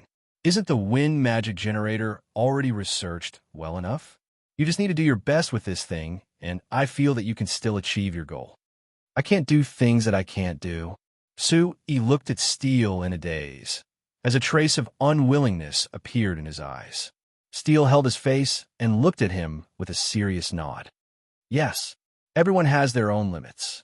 Even if Su Yi is very strong, even surpassing everyone I know, you still have your limits. Grandpa used to warn me about this. He didn't want to waste too much time on magic that I wasn't good at. The world of magic is endless. It is impossible for a magician to explore it all. Then for a magician, the most important thing is to study the magic that they are good at. If they can do this, they can still become a powerful magician, and they can even change the entire magic world. I feel that this is the same for you. Hearing Steel's gentle persuasion, Su Yi fell into deep thought. After a while, his eyes gradually recovered. Steel was right. A person's abilities were limited, and it was impossible for them to do everything they wanted to do. Although he wanted to copy the industrial system from Earth to the continent, the reality was that other than him, there was no one else on the continent that had the knowledge and understanding of modern industries. The modern industrial system was a very complex and large system. Even if he was talented in mechanical engineering and had a deep foundation in theory and practice, it didn't mean that he had the same ability in other aspects. As a mechanical engineer, he should be more clear on the meaning of the word efficiency more than anyone else. Since the efficiency of researching in a field that he didn't understand was very low, it was meaningless for him to waste his precious time and energy on this. Since it was like this, it was better to recognize his advantages and explore the field that he was good at. Since the magic machines had already demonstrated their strength and were even superior to the machines on Earth, why wouldn't he continue his research in this field? Why would he waste his time on other things? He didn't understand the hydro generator, so his research was slow. Then he wouldn't research it for now. As long as he worked hard on the wind magic generator and the fire magic generator that Avita mentioned last time, he would be able to achieve the effect he wanted, and it might even be better. Even for the idea of the hydro generator, Akali had proposed that he could directly use the water magic array to solve this problem, which could also replace the use of water. Thinking of this, he suddenly realized that he wasn't the only person in this world with his own unique ideas. Other people weren't inferior to him either. After thinking of this, he suddenly had a flash of light in his mind, and he couldn't help breaking out in laughter. Ha ha, ha. See, Steel, you're right. You're too right. He was actually laughing so hard that he couldn't breathe. Steel couldn't help being stunned. I won't do things that I can't do. How can I do everything by myself? The things that I can't do, I'll leave it to the people of the continent in the future. As for me, I just need to do the things that I can do and should do. Although Steel didn't understand what he was thinking when he said this, seeing how happy he was, she knew that he had thought it through. So she was also happy. That's right. You just need to do the things that you like and are good at. Steel said. He gave a strong nod before saying, but I can't ignore the other things. Although I can't do it, I believe that there will be people who can do it. I just need to raise these concepts, and there will definitely be people who will fulfill my wishes for me in the future. Steel, I think I know what to do. Steel looked at with a confused gaze. What was he planning on doing? ####. 3 days later, the Banta Times used the front page, second page, and third page to publish an article by The title of the article was The World in My Eyes. When they saw the title, many people were confused while also feeling a bit curious. The new flyer was a company that always brought novelties to people, and everyone was very interested in Chairman Then what did The World in My Eyes look like? Once the article was published, it immediately attracted the attention of everyone who saw the newspaper. Why does the sun rise in the east and set in the west? Why is lightning always accompanied by thunder? Why do apples fall from branches to the ground? To many people, these 3 questions are very stupid because everyone feels that this is a natural thing and there is no reason for it. But for me, there are actually answers to these questions. In the following pages, gave a general introduction to the movement of the heavens, the convection of clouds, and gravity. Although, because of various concerns, his introduction was very vague. As long as one read this article, they would be able to see that he wasn't speaking nonsense and that it really did make sense. Therefore, this article easily aroused people's curiosity. That's right, why? There are many things that people were already used to, so they didn't plan on asking why. But even if they were used to it, there would still be some reason behind it. However, after arousing the curiosity of the readers, changed the topic and began to describe the various uses of the magic machines. After describing the benefits and effects of the magic machines, began to describe the future of the magic machines to people at the end of the article. In his description, as long as the magic machines could develop, not only Bana City, not only the Lampari Kingdom, even the signs would undergo a heaven-shaking change. Everyone's lives would be different from before. Su Yi used refined words that had clearly been carefully considered to paint a moving picture of magic machines being popularized. But then he announced two pieces of news that no one expected. The first piece of news was that he was prepared to publish a series of books related to the basics of magic machines in the next few days. He would let everyone who was interested in magic machines know why magic machines were made and why they had all kinds of mysterious uses. If it was said that the first piece of news already surprised everyone, when people saw the second piece of news, they were even more surprised. The second piece of news was that Su Yi was prepared to open a school in his name. What was even more surprising was that this school wasn't a magic school or a school that taught skills. Rather, it was a school that taught basic knowledge. It would only let the students learn the most basic knowledge that Su Yi mentioned, deepening their understanding of the world. This knowledge included the why he mentioned at the beginning of the article. After seeing the article in the Bana Times, not only did the others not understand what Su Yi wanted to do, even the people around Su Yi didn't understand. Steele immediately took the newspaper to find Su Yi. I can understand your first decision, since you've always said that you want the people of the signs to participate in the research of magic machines, so you can promote the development of the magic machine industry as soon as possible. Although there will be many competitors for the new flyer, you don't care anyway. Steele knit her brows. She looked at the Banta Times in her hand again, and her eyes were filled with confusion and doubt. But your second decision, it's too strange. Why do you want to open this kind of school? Money isn't a problem for you, but what about time? Do you have that much time to teach children? Su Yi smiled and didn't reply to Steele's question. He took out the New Flight College's elementary plan that he had written last night and gave it to Steele. Take a look. After you finish reading this, you should understand. Steele doubtfully looked it over for a while before the confusion on her face gradually disappeared. After reading this plan that contained all of Su Yi's ideas for the school, Steele finally understood what Su Yi meant. But after thinking for a bit, she couldn't help asking, "Although I understand what you want to do, I still don't understand. Why are you doing this? This won't help you promote magic machines, right?" Su Yi revealed a faint smile. Although it doesn't help promote magic machines at all, there isn't any connection. However, the so-called industry wasn't just limited to the magic industry. I want to create this school to plant a seed in the signs. As for when it will take root and when it will bear fruit, that isn't something I can consider right now. Steele looked at Su Yi in a daze for a while before shaking her head and saying with a sigh, "There are times when I really don't understand what you're thinking. But forget it. As long as it's something you do, I will definitely support it. Who told me to be your fiancé?" After saying this, Steele revealed a naughty smile to Su Yi. Su Yi couldn't help but smile. He stretched out his arms to hug Steele and kissed her. Looking at Steele's happy smile, his heart was also filled with happiness. If it wasn't for Steele's explanation, he would probably still be in a dilemma and wouldn't be able to completely understand the path he should take. These two decisions might seem incomprehensible to many people, but Su Yi didn't need them to understand. He only knew that after making these two decisions, he instantly felt a lot more relaxed, and the future plan in his mind became clearer. Although Steele didn't quite understand the school he wanted to create, Su Yi was sure that in the future, schools like this would definitely blossom everywhere in the signs, even more than the current magic school. Of course, this wasn't something that Su Yi, who had already thought it through, would consider. This school, in the end, was just a consolation after he made his decision. Chapter 287.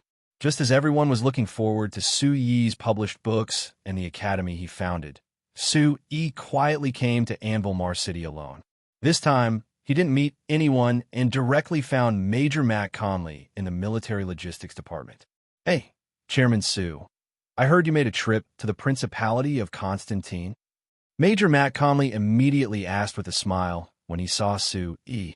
"What do you think of the Principality of Constantine? Do you feel that there's no hope for the Principality?" Hearing this question, Su Yi immediately understood that he wasn't the only one who knew about the laziness of the citizens of the Principality of Constantine and the greed of the upper class. It seemed that this was the consensus of a group of people. It's not that there's no hope, but Sue-Yi shrugged and smiled bitterly. It's really difficult to do anything over there. Matt calmly laughed and patted Sue-Yi's shoulder. If you want to do something practical, you have to stay in the Lampari Kingdom, especially for someone as capable as you. You shouldn't waste time in a place like the Principality of Constantine. Sue-Yi glanced at him and thought that if the Lampari Kingdom was like the Malar Empire and the Kamla Empire, he would be willing to develop well in the Lampari Kingdom. However, the Lampari Kingdom was a small country on the signs after all. Its resources weren't particularly abundant, and most of them had already been divided up by the nobles in the kingdom. A small company like Sue-Yi and the New Flyer had no chance of getting involved, just like the cooperation between the New Flyer and the Joel family. According to Sue-Yi's true intentions, he naturally hoped to control the non-ferrous metals in the Lampari Kingdom in the hands of the New Flyer. However, he knew that the Joel family wouldn't be so generous, so he could only use the method of technical cooperation to obtain priority from the Joel family.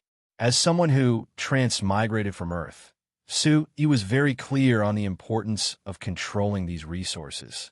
Since there was no hope in the Lampari Kingdom for the time being, Sue-Yi's gaze naturally shifted to other places. The reason why he chose to mine non-ferrous metal veins on the Black Rice Wasteland under the eyes of the Beastmen and even ran out of the Lampuri Kingdom to buy 3 mines in the Stantine Duchy.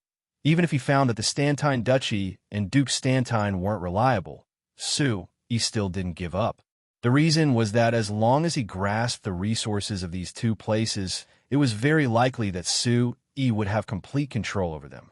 If he could control the core energy problem in his hands, it would be worth it even if he had to pay a price. Of course, if he wanted to do this, he had to solve a very important problem first. Sue-Yi signaled to Major Mac calmly with his eyes, and Major Mac calmly immediately understood.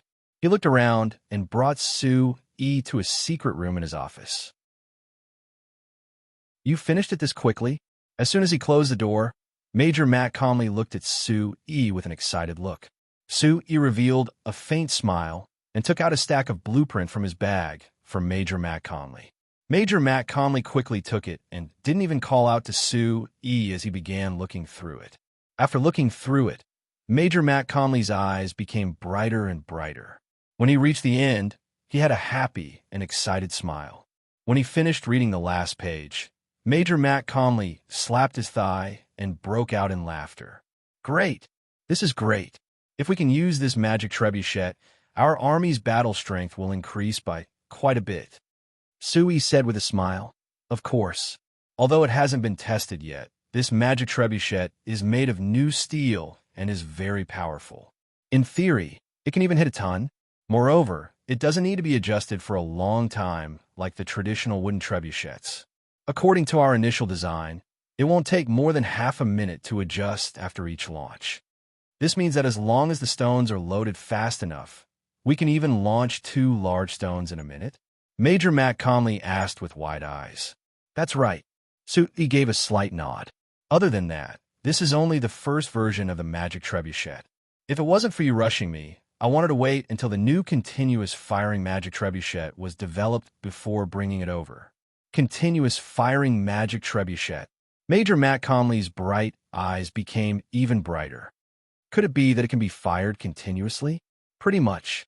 To be specific, the magic trebuchet can load the stones, launch them, adjust them, and then load the stones again. The soldiers in charge of the magic trebuchet just need to put the prepared stones into the ammunition box. Ammunition box? Major Mac calmly knit his brows to think before reacting. It's a box specially used to put the stones? The reason why I call it an ammunition box is because to me, the stones of the trebuchet are its ammunition. After saying this, Sue-Yi paused as a smile of deep meaning appeared on his face.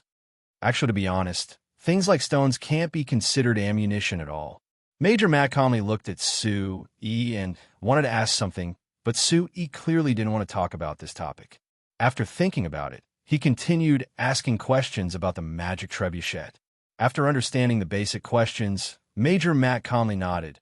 "All right, this magic trebuchet is quite good. Although it needs to be discussed by the generals of the Army headquarters before it can be decided, I feel that it will definitely pass. Chairman Su, can I ask, how long will it take for your company to produce this magic trebuchet? It hasn't been put into production yet, so I can't give you an accurate time. But according to the estimates of the research facility, if it is put into production, it will take at least a week to finish one. It's actually only a week? That fast? Major Matt Conley had a look of shock. I thought that with how complicated this thing is, it would take at least several months to make one. Su-yi revealed a faint smile, thinking that you're looking down on the miracles of industry too much.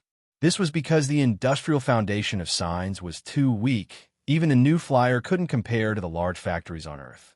That was why a single magic trebuchet would take a week to finish. This magic trebuchet was very complicated in Major Matt Conley's eyes and shocked him. But in the eyes of a mechanical engineer like Su-yi, its structure was very simple and wasn't worth mentioning at all. If it was placed in a country like Earth's heavenly court with a rather deep industrial foundation, perhaps any heavy machine factory would be able to finish it in just a few days. On the other hand, if mass production and assembly line production were included, on average, one machine might not even be used for a day. Major Matt Conley looked at Su-yi with a bit of hesitation before asking, Chairman Su, this magic trebuchet, do you think our Army headquarters can produce it ourselves?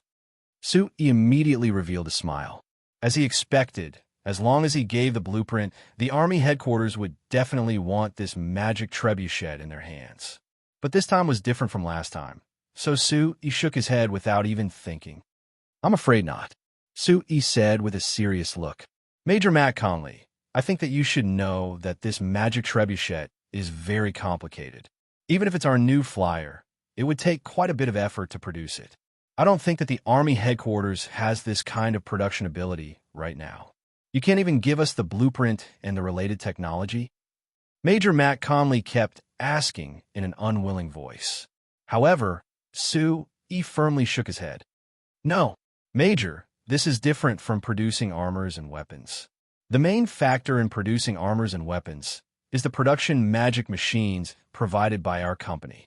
The workers just need to know how to operate them, so there isn't much difficulty in producing them.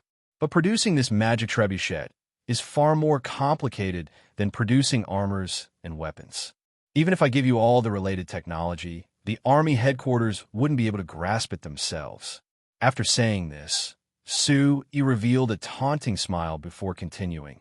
Then again, although it isn't impossible for us to give you all the related technology, what does the Army headquarters plan on using as compensation? Major Matt Conley immediately fell silent. Of course, he knew that the Army headquarters could rely on the power of the kingdom to request Su-yi and New Flyer to do things according to their requests, or even force New Flyer to give them the technology. But if they wanted to obtain it for free, it was clearly impossible. This magic trebuchet was very powerful just from looking at the blueprint. If they could equip it with the Lampari Kingdom's army, it would definitely greatly increase the battle strength of the army.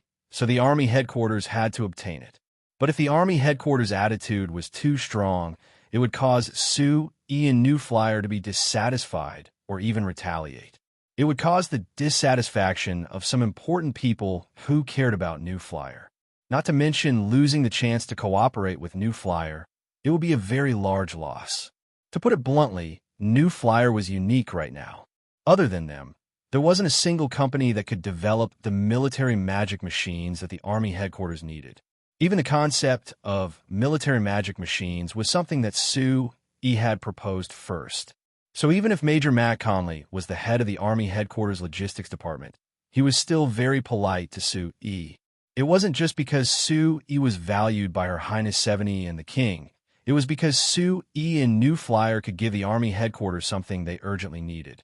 After quickly considering these factors in his mind, Major Matt Conley gave up the idea of asking Su-yi and New Flyer to give all the technology to the Army headquarters. After thinking about it, he said with a nod, "All right, Chairman Su, may I ask, how much is your company planning on charging for each magic trebuchet?" Su-yi raised a finger with a smile. 1,000 gold coins for one.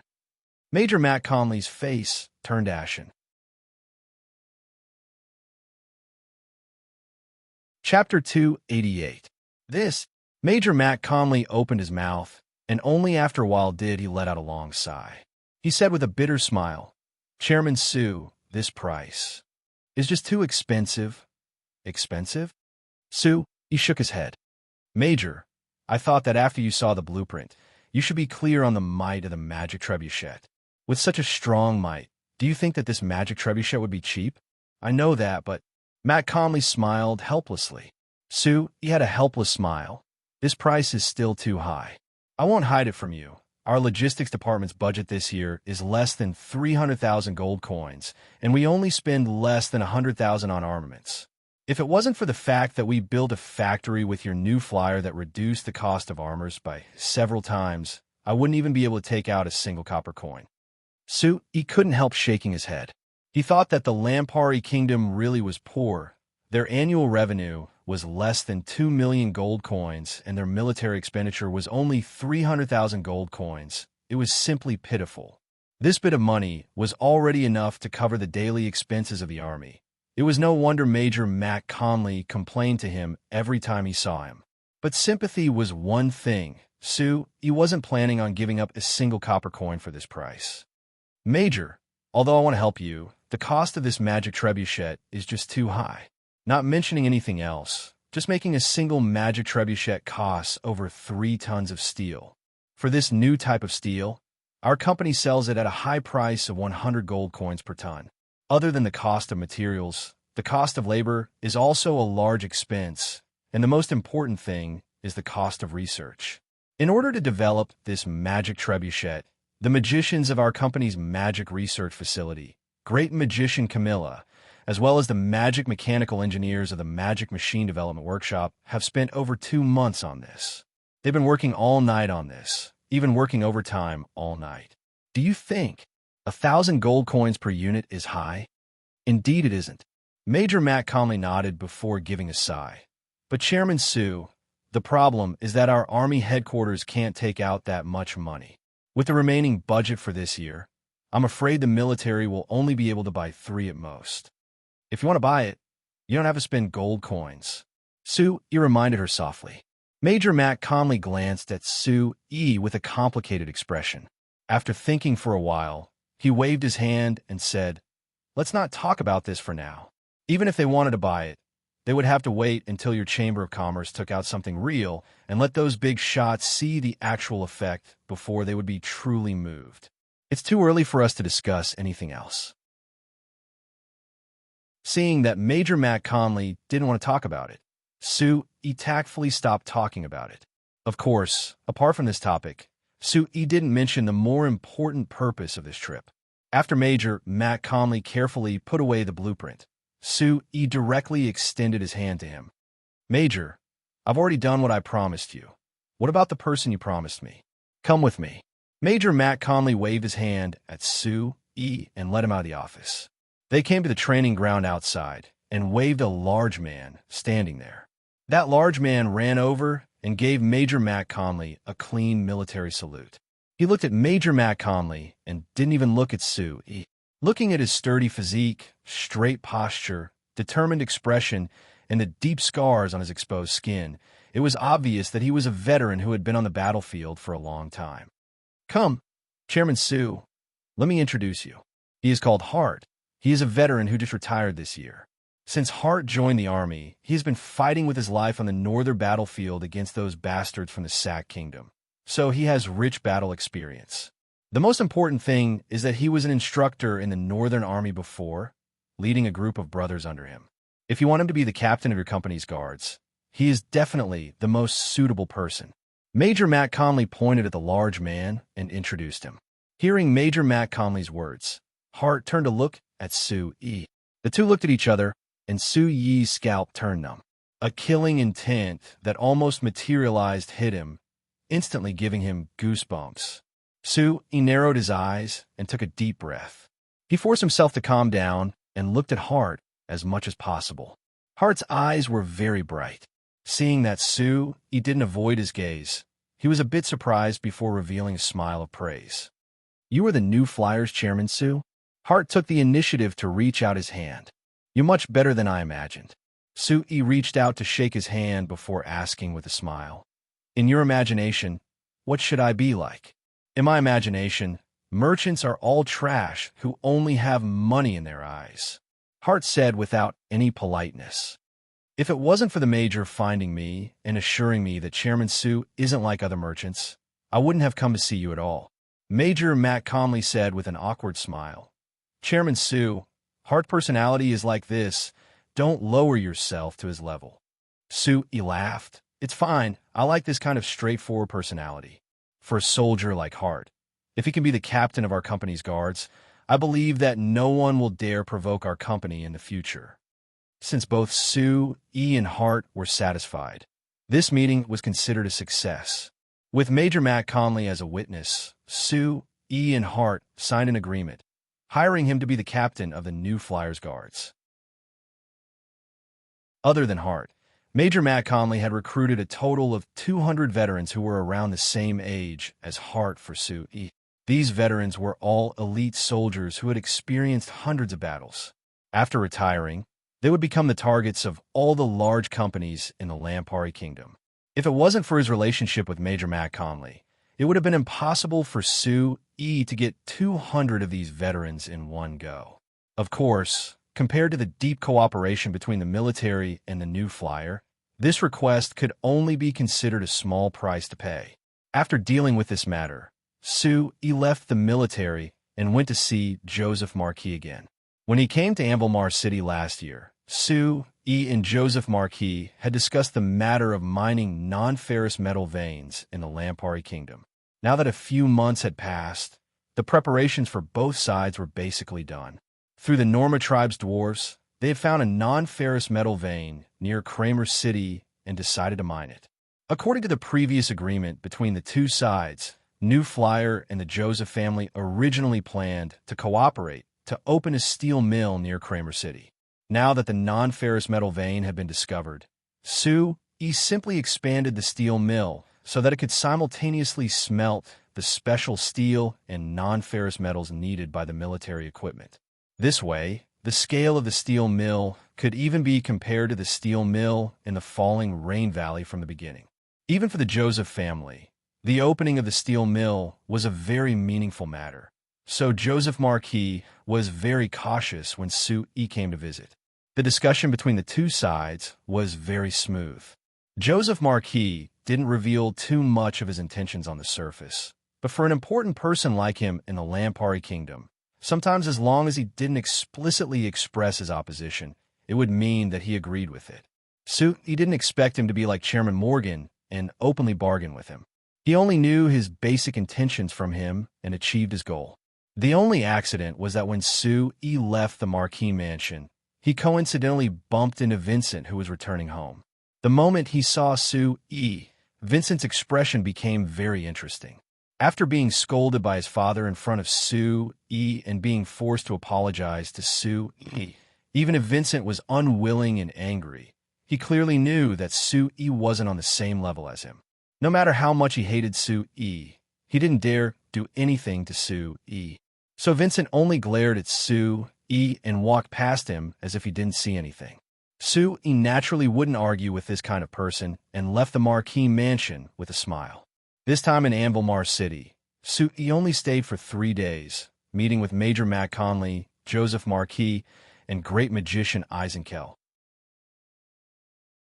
Other than having an important deal with Major Matt Conley, meeting with Joseph Marquis and Great Magician Eisenkel was just to confirm their cooperation. It could only be considered a visit since he was in Ambilmar City. Sue wanted to use this chance to meet Her Highness Evany, and it would be best if he could see the king. But he was told that Her Highness had gone to the north for an inspection, and it was unknown when she would come back. In short, this trip to Ambilmar City for Sue other than achieving his most important goal and solving the problem of the guards, he didn't achieve anything else. But based on Major Matt Conley's reaction, Sue was certain that as long as New Flyer could make the magic trebuchets and let the important people of the army headquarters see the might of the magic trebuchets, there would be a market for this thing. Although what Sue said to Major Matt Conley wasn't wrong, and the cost of the magic trebuchets was very high, it was still a bit exaggerated. According to the budget, if one took away the research and development costs, the cost of the magic trebuchets should be around 600 to 700 gold coins a day. The research and development cost was before mass production. Once it was developed, it would be quickly distributed to mass production, and it wouldn't take up that much of a share. According to this, as long as New Flyer sold a single magic trebuchet, they would earn a large profit of over 200 gold coins or even close to 300 gold coins. The only obstacle was that the army headquarters didn't have any money, but for Sue, this wasn't that big of a problem. Money, Sue, and New Flyer weren't that lacking. Compared to this, there were many things that couldn't be bought with money that were more important. Chapter 289. It was the same season, but it was completely different in different places. The weather in early February, in the Principality of Constantine, it was filled with greenery and a warm breeze. In Banta City, although it was no longer snowing, it was still a bit cold. But in the northern border of the Lampari Kingdom, it was filled with snow and a cold winter.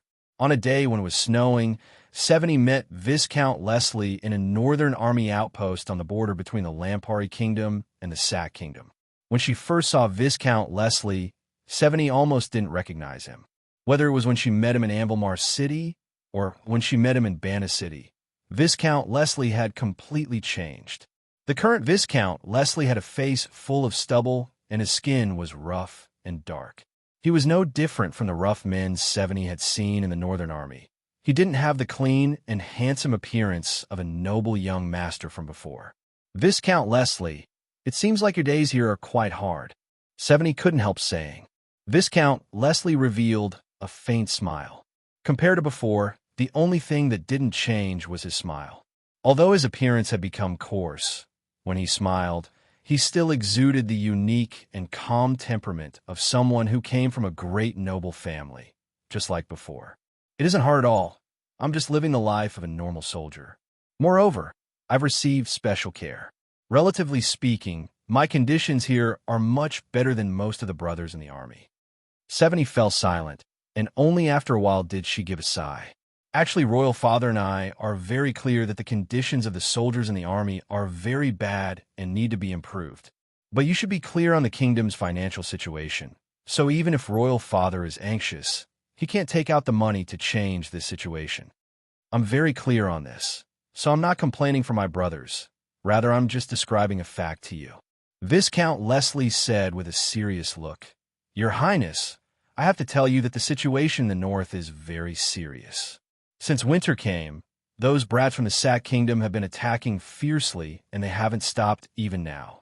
The Northern Army has been fighting for all these days, so they have already suffered heavy losses.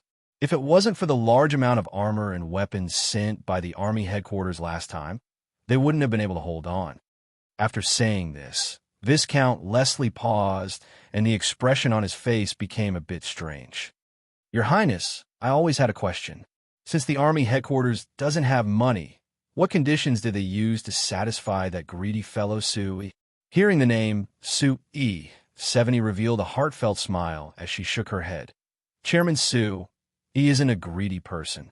He always said to me that what he hoped for the most was the development of the magic machine industry. This required a stable and healthy environment, and the Lampuri Kingdom's environment wasn't ideal. So he had to support the kingdom to become stronger and more stable. This time the army headquarters cooperated with the Frestec Chamber of Commerce to build this weapon factory, and he has paid quite a bit, but he never asked for anything in return. No, I understand him, definitely won't ask for anything in return. Only you can't give him the things he wants right now, so you're just keeping a tab for now. When he really asks for these things in the future, I feel that you won't be able to take it. I don't agree. 70 shook her head. 70 shook her head. Actually, I've been in contact with him more than you, so I understand him better than you. Although he has always emphasized that he is a merchant and the most important thing is his own benefits. But the benefits he cares about are different from other merchants. The other merchants only care about the benefits in front of them. The most direct thing is gold coins. But the benefits that Sue E cared about the most were bigger and longer term than all the merchants, even more than all the people. Even if he asks for something in return, I think that I will definitely be willing to give it to him. Viscount Leslie looked at Sevigny's determined expression with a bit of surprise. After thinking for a bit, he suddenly asked, "What if he asked for something in return from you?" Sevigny was surprised before knitting her brows. "You mean that you want me to marry him?" "No, that's impossible. Sue E and Steele have deep feelings for each other, and there's no room for anyone else. So it's impossible for him to make this request." "That's not certain." Viscount Leslie slowly shook his head. Viscount Leslie slowly shook his head. "Your Highness, if you can inherit the throne and become our Lampari Kingdom's queen, Sue, you will have the strongest backing in the kingdom if you marry him. Like this, it will be very important for him to realize his dreams. If he really is a businessman, he should definitely accept such a deal. I've said it before, Sue E isn't a shallow merchant." Sevigny looked at Viscount Leslie and said with a serious expression, "Viscount Leslie, Sue E has always told me that you helped him a lot when New Flyer was first built, and you're someone who can understand his thoughts, so he has always treated you as a friend to his heart. Since he treats you as a friend, I hope that you won't make any malicious guesses about him." Viscount Leslie revealed a faint smile. "This isn't a malicious guess. It's just a very rational guess. Other than that, Your Highness, you didn't deny the possibility of marrying him, right? Could it be that you also have this intention?" Sevigny had a blush on her face before returning to normal. She calmly looked at Viscount Leslie and asked back, "Are you seriously asking this question?" Viscount Leslie nodded. "I'm serious. Since Sue E treats me as a friend, then as a friend, I should help him understand this very important question." Sevigny silently looked at Viscount Leslie for a bit before letting out a soft sigh and replying with a calm expression, "Then I'll answer you yes. Although according to Royal Father's wishes, he hopes that I can marry the heir of a large noble family to increase the power of the royal family. Among these candidates, Royal Father's first choice was you, Viscount Leslie." Viscount Leslie revealed a faint smile.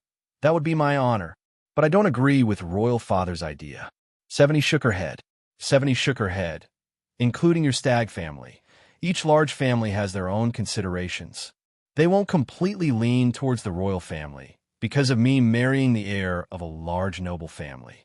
Am I right, Viscount Leslie?" "Very right." Viscount Leslie gave a soft clap to show his praise.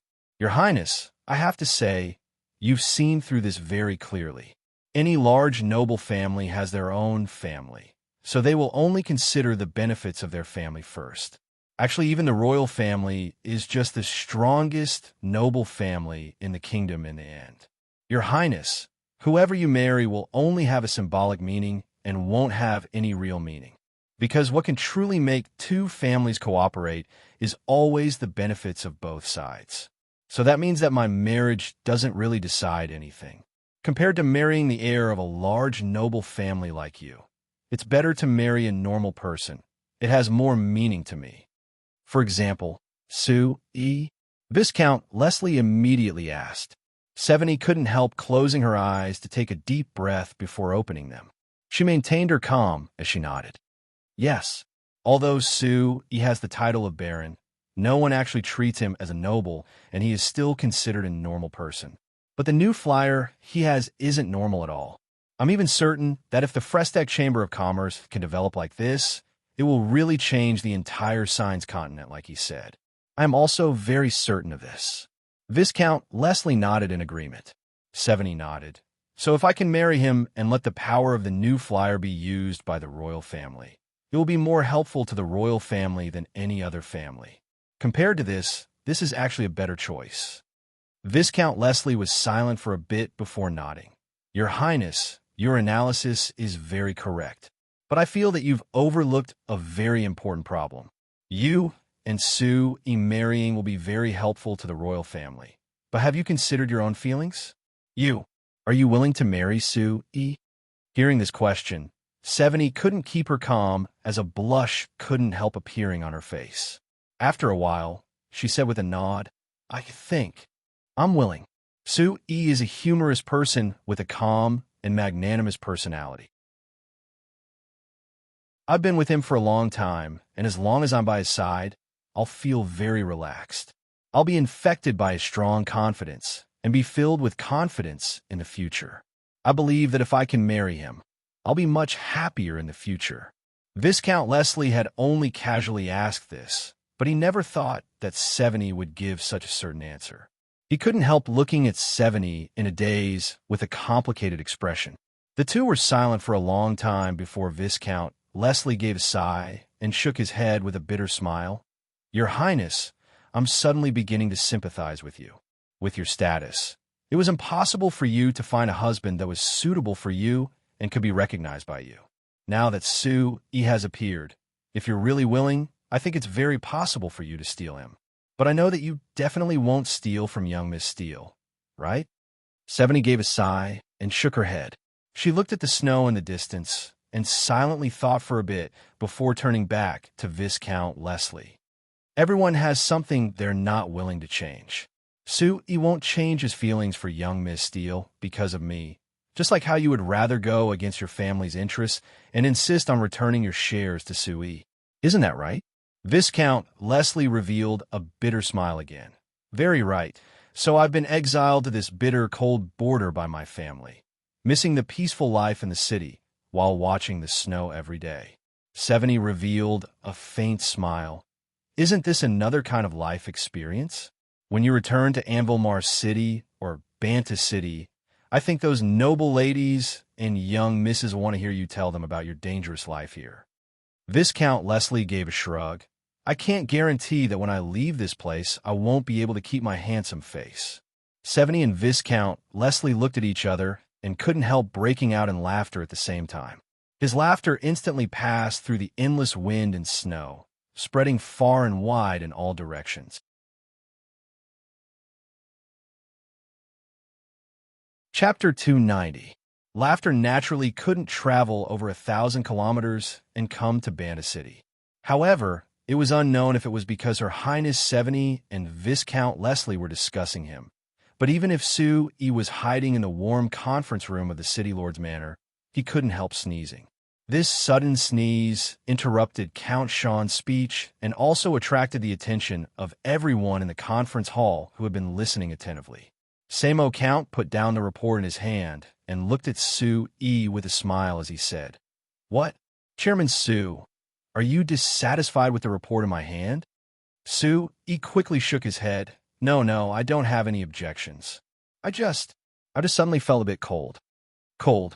Samo Count looked at the two magic air conditioners on the wall and said with a smile, "These are the Shinfei brand magic air conditioners produced by your company. If you still feel cold with them, I should ask you if you, as the chairman of New Flyer, have neglected your duty."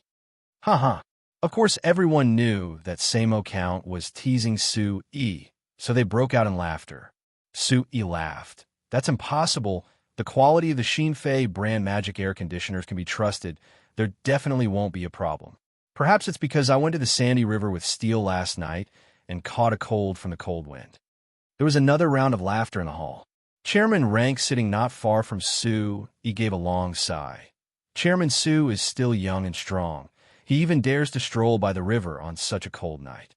For an old man like me, I'm not willing to go out once it gets dark. Everyone agreed, teasing Su Yi one after another. With the development of New Flyer, Su Yi's position in Banta City had also risen. He was gradually able to sit on the same level as the old company chairman. Although everyone would often make fun of him because of his age, no one would express any disdain for him. Even Chairman Morgan, who was the most hostile to Su Yi before, because of the agreement between Su Yi and Joseph Marquis, New Flyer and the Fulcao Chamber of Commerce began cooperating. He no longer showed any hostility to Su Yi. Rather, he was very close to Su Yi, whether it was in front of everyone or in private. After laughing and joking with everyone for a while, the somewhat serious atmosphere in the conference hall suddenly became relaxed. When everyone's voices stopped, Su Yi turned to Count and said, "Lord City Lord, I have no objections to this report, but I have a suggestion." "Oh, then let's hear it." Not only Count, even the others stopped laughing. They all looked at Sue E with looks of concern. After being with Sue E for a long time, everyone was very clear that the words Sue E said in this kind of situation wouldn't be random. It would have a large or small effect. If it was a suggestion he made, the Lord City Lord would never reject it, and it would always have quite a bit of effect. Lord City Lord, in a report you just read, Banta City's plan this year is to reclaim wasteland, expand farmland, and increase grain yield. Of course, I don't have any objections to this. I have no objections to this, but I feel that you've overlooked a very important problem. What problem? Count asked in a curious voice. That is manpower. So, he said, I feel that if there aren't any related measures, there will be fewer and fewer farmers in Banta City. In the end, there will be no one farming. Count knit his brows. How is that possible? There are over 100,000 farmers in the villages outside Banta City. How could there be no one farming? It's fine if you can't manage it before, but now with the help of your Frestec Chamber of Commerce's agricultural magic machines, it's much easier and more efficient. Even if there are fewer people, there won't be a problem. I made this plan because I considered this. Could it be that your company isn't planning on producing agricultural magic machines in the future? Of course not. So he immediately shook his head. Count shook his head, but Lord Count, you might not have noticed a fact. Although there are over 100,000 registered farmers outside Banta City, have you calculated how many people are still farming in the villages? Count was surprised. Could it be that you're saying that these farmers aren't farming anymore? Then what are they doing? Sue laughed and pointed at himself before pointing at the representatives of the other companies sitting in the conference hall. It's very simple. These farmers are all working in the factories. Count was surprised. He looked at Sue and the representatives of the other companies before revealing a look of understanding. You want to say that the farmers are all working in the factories of your companies and aren't willing to farm? Of course. Count nodded. Right now, the average monthly wage of the factories of the large companies in Banta City is over 7 gold coins. Even the workers who have just entered the factories on probation can receive a wage of over 4 gold coins a month. Compared to the trivial few gold coins a year from farming, it's clear that the wages of workers in the factories are much higher. If I were a farmer, I wouldn't be willing to farm and would choose to work in the factories. This is indeed a problem. I've neglected it. Count knit his brows to think before asking. Chairman Sue, how many workers does your company have right now? Not counting the elves and dwarves, just the day before yesterday, we broke through the 4,000 mark. Sue raised 4 fingers as he replied. When the new canned fruit factory is finished, we'll need to recruit another 500 workers. Other than that, according to General Manager Kennard's estimates, we need to recruit at least 1,000 workers by the end of the year. This means that just your new flyer will take away over 5,000 people. Yes. Count asked the other chairman of the large companies, and the answers he received were the same. As the new flyer kept developing various magic machines, the other large companies of Banta City kept changing their production model to an industrial model. As the scale of production became bigger, they needed more and more workers. Just the Amsterdam Chamber of Commerce alone had over 20,000 workers. Other than the 6,000 workers who were working on the Amsterdam Chamber of Commerce's traditional construction projects, the remaining 13,000 workers were scattered across the Lampari Kingdom, the Kingdom of Ruhr, and the Principality of Constantine, working hard to build roads. Compared to this, the workers of the new flyer were considered few. Adding in the workers of the new flyer, the Amsterdam Chamber of Commerce, the Armani Chamber of Commerce, the Serac Chamber of Commerce, and the Fulcao Chamber of Commerce, the 5 recognized large companies of Banta City, there were over 70,000 people. Adding in the workers of the other companies of Banta City, there were over 100,000 workers working in the factories of Banta City. This didn't include the people working in the other industries.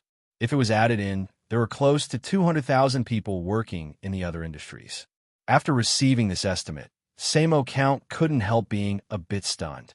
Since there were close to 200,000 people working in the other industries, putting aside the old, weak, women, and children who couldn't work, of course there wouldn't be anyone working in agriculture. Moreover, the total population of Bana City didn't even reach 200,000. If it wasn't for the large amount of foreigners entering Bana City, the workers of these companies wouldn't have reached such a terrifying number. Not to mention that even like this, the large companies led by the Amsterdam Chamber of Commerce often complained to the city lord that they didn't have enough people, hoping that he could find a way to bring in more workers from other places. Thinking of this, Samo Count couldn't help looking down at the report in his hand, flipping to the part that hadn't been read yet. The topic of today's meeting was a summary of the work done in Bana City last year. The final part of the report was the various tax statistics of Bana City last year. The reason why the representatives of the large companies were invited to today's meeting was because in terms of the tax statistics, the large companies had performed very well. But looking at the tax statistics again, Samo Count still felt that it was unreal. According to the final statistics of the Bana City Tax Department, in just a single year, Bana City's tax revenue had reached a terrifying 1,370,000 gold coins. It had to be known, according to the numbers released by the kingdom's tax department, the Lampari Kingdom's tax revenue last year was less than 2 million gold coins. According to the law of paying a third of the tax, Bana City had paid 450,000 gold coins, which was close to a quarter of the kingdom's tax revenue. This was a very terrifying result. This was because the year before last, Bana City's tax revenue was less than 50,000 gold coins. Among the 26 cities of the kingdom, they were at the bottom of the rankings. Now that only 2 years had passed, Bana City's tax revenue had even surpassed the capital Anvil Mars City, becoming the city with the highest tax revenue in the kingdom. If one looked back at the 1,370,000 gold coins that Bana City had received, they would find that although the agricultural tax revenue had greatly increased with the help of the agricultural magic machines, going from less than 30,000 gold coins to close to 100,000 gold coins, compared to the business tax revenue of over 1 million gold coins, it wasn't worth mentioning at all. In other words, the agricultural tax revenue that used to be the most important to Bana City could already be ignored because the most important industry had already become business. If one divided it a bit more, one would find that in the business tax revenue, just the new flyer alone was a large number of over 500,000 gold coins. If one added in the tax revenue from the various magic machine companies related to the new flyer, it would be over 700,000 gold coins, which was over 2/3 of the total. This meant that if one really calculated it, the most important industry in Bana City right now was the magic machine industry represented by the new flyer. Thinking of this, Su Yi's importance in Count Samo's heart couldn't help increasing. He looked up at Su Yi and said with a faint smile, "It seems like the problem that Chairman Su mentioned does exist, and it is very important." Then Chairman Su, what is your suggestion? Su Yi replied with a nod. My suggestion is to promote the development of the agricultural industry.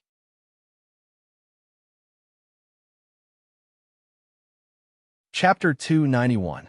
After the meeting was over, Samo Count had Su Yi stay alone again. No one was surprised by this because in the meeting just now, Samo Count didn't keep asking about the agricultural industrialization that Su Yi mentioned, so of course he wanted to discuss this with Su Yi alone after the meeting. But it was different from what everyone thought. Samo Count didn't immediately ask about the agricultural industrialization after he had Su Yi stay. Rather, he asked about another problem that many people had forgotten. Chairman Su, the kinfruit factory you mentioned just now, I remember that you mentioned it to me before. You were planning on opening it in the Principality of Constantine. Now you're saying that you want to recruit 500 workers from Bana City. Could it be that you're planning on bringing these workers to the Principality of Constantine? Samo Count asked. Of course not. Samo shook his head. The cost of recruiting people from here to the Principality of Constantine is too high. My meaning is to build a canned fruit factory in Bana City first. The location has already been chosen. It'll be beside Koror Village outside the city. Koror Village? Count Shan thought for a moment. Samo Count thought about it. This village isn't on the first list you gave me, and it isn't close to Bana City. So why did you choose that place and not the Santon Industrial District? It's mainly because the area around Koror Village has the highest concentration of fruit groves in Bana City. After discussing it with Chairman Cantona, we've decided that it will be the center of Banta City's fruit production base. The canned fruit factory will be built there, making it easier to process the fruit right away. So, he replied. Chairman Cantona? Samo Count slightly knit his brows. I think I've heard you mention this name before. Isn't his company mainly helping farmers harvest their crops? Why would he discuss building a fruit production base with you? Lord City Lord, this is related to the agricultural industrialization I mentioned just now. It can even be said that Chairman Cantona is the most important person, and his company is also the most important person. Samoyed Count couldn't help but laugh. I haven't mentioned it yet, but you brought it up first. All right, since you took the initiative to mention it, then tell me in detail. How is Chairman Cantona and his company related to the agricultural industrialization you mentioned? What do you mean by agricultural industrialization development? All right. Suitly nodded and did not refuse. After sorting out the thoughts in his mind, he said seriously, Castellan, regarding the development of agricultural industrialization, it sounds like a very complicated thing, but if you put it another way, it's actually very simple and easy to understand. Simply put, everything related to farming will be treated as a complete industry and handed over to others to do. The City Lord's mansion only needs to receive enough food every year. Isn't that just renting out farmland? What's the difference from now? Samoyed Count asked with knit brows. Samoyed knit his brows. Banta City's farmland is being rented out to farmers outside the city, and the City Lord's mansion only needs to collect rent each year. Isn't it the same thing as the thing you're talking about? Of course it's not the same thing. He shook his head and said, it's also renting, but the farmers outside the city are only renting a small piece of farmland, so the income each year isn't high. So the farmers aren't interested in renting farmland and would rather work in the factories of the large companies. But if we carry out industrial transformation, gathering these scattered farms together and planning them as a whole, we can free the farmers and give the farmland to the Cantona Chamber of Commerce, who specializes in farming, increasing the value of the farmland. Whether it is for the Cantona Chamber of Commerce or the City Lord's mansion, this is a very helpful matter. But wouldn't those farmers have no farmland to farm? Count Sean's brows were tightly knit. Samoyed knit his brows. If we take the farmland from the farmers, wouldn't we be cutting off their livelihood? He couldn't help shaking his head. Lord City Lord, you're still stuck in the same old thinking. Didn't I tell you in the meeting just now? Now, there aren't many farmers outside the city who are willing to farm. This is because compared to earning less than 10 gold coins a year working in the fields, they can earn over 100 gold coins a year working in the factories. With such a large difference, even if you give them farmland, they won't be willing to farm. Although you are right, I still feel that this will cause problems. Count Sean shook his head lightly. Samoyed shook his head. Although the wages of working in the factories are much higher, how can you guarantee that they will always have this job? If the factories close and the workers lose their jobs, finding that they can't even farm, it will definitely cause a large problem. You revealed a faint smile. I understand your worries. But Lord City Lord, I feel that you should be more confident in Banta City's overall development. Compared to worrying about which company's factory closing and the workers losing their jobs, you should worry about whether Banta City can keep up with its rapid development and satisfy the large demand for manpower for our companies. Samoyed Count glared at Sue. Don't remind me in a roundabout way. I've always been bringing in manpower. Only the nobles of the kingdom place importance on the people in their territories, so this work isn't easy to do. All right, since you said that I don't need to worry about this problem, then let's not talk about it for now. Based on what you just said, is the Cantona Chamber of Commerce planning on renting a large piece of farmland? Yes. After discussing this with Chairman Cantona has decided that he wants to rent all the farmland around Koror Village, Cambia Village, and Hemp Orchid Village. Hell, what great courage. He actually wants to take over 3 villages in one go. Count Sean praised. Samoyed praised. But has he ever thought that the farmland in these 3 villages has already been rented by the farmers? Even if I want to rent the farmland to him, it wouldn't be easy to take it back. How is he planning on solving this problem? He didn't immediately reply to Count Samied's question and was silent for a bit. After hesitating a bit, he said in a hesitant voice, "Lord City Lord, actually, in my opinion, the kingdom's treatment of the farmers is very bad. The farmers work hard every year, but in the end, most of their harvest is taken away by the kingdom. At most, they can only barely make a living. This kind of life, I don't think that the farmers would be reluctant to part with it." Samied Count knit his brows as he looked at He found that his expression was very serious and didn't seem like he was speaking nonsense. So he gave a soft sigh and helplessly said, "Although what you said is true, these are the rules. Not only our Lampari kingdom, in all the Signs countries, the lives of the farmers aren't that good. So, Lord City Lord's worries aren't necessary." He changed the topic. Cantona used to be a farmer in Cambia village, so he is very clear on the attitude of the farmers towards farming. In a situation where there is no choice, farming is the only way to survive. But in a situation where there is a choice, the farmers aren't willing to continue farming. "You mean, those farmers are willing to let me take back the farmland from them and rent it to the Cantona Chamber of Commerce?" Samied Count asked. "Yes. Actually, Cantona wanted to bypass the city lord's manor and directly rent the farmland from the farmers. Moreover, he had done a survey in these 3 villages, and more than 95% of the ordinary farmers had clearly expressed their agreement. But when he asked me for my opinion, I rejected it." Samied Count gave a cold snort. "It's good that you rejected it. You want to hide this matter from me? He really doesn't know the immensity of heaven and earth." After pausing, he asked "Now that you've taken the initiative to mention this matter to me, does that mean you support him?" "I support his idea, but I don't support his method.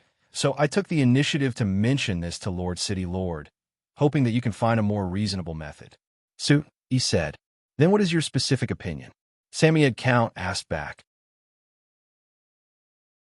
"My opinion is that I hope Lord City Lord can agree to include the 3 villages in the first trial and agree to rent all the farmland in the 3 villages to the Cantona Chamber of Commerce. Lord City Lord just needs to treat the Cantona Chamber of Commerce as a normal farmer, and the taxes they collect each year won't be a single copper coin less. The only difference is that the area of farmland contracted by the farmer will be a bit bigger. In theory, this idea isn't bad." Samied Count nodded. "But I have a very important problem. It's the same farmland, and it's barely enough for the normal farmers to survive. Now that it's in the hands of the Cantona Chamber of Commerce, how can they guarantee the taxes and earn enough money from it? To put it simply, it's through industrialization and saving costs, changing the structure, and increasing production to obtain benefits. Of course, if you want to do it, it's a very complicated matter. But this actually doesn't have much to do with you, City Lord, right? You just need to collect enough taxes each year. As for how to obtain benefits from this, that is something the Cantona Chamber of Commerce should consider." He said. "That's right, but I'm worried that if the company can't earn money from this, they will give up and let the farmland go to waste. I think you don't need to worry about this. I've already discussed this with Chairman Cantona many times, and I can guarantee that their company will find many ways to earn money. They will definitely try this out." Seeing Yi's confident smile, Samied Count couldn't help smiling. "I forgot that since you're participating in this matter, how could it not earn money? Am I right? The chairman that everyone thinks can turn a rock into gold coins?" He laughed and nodded without any politeness.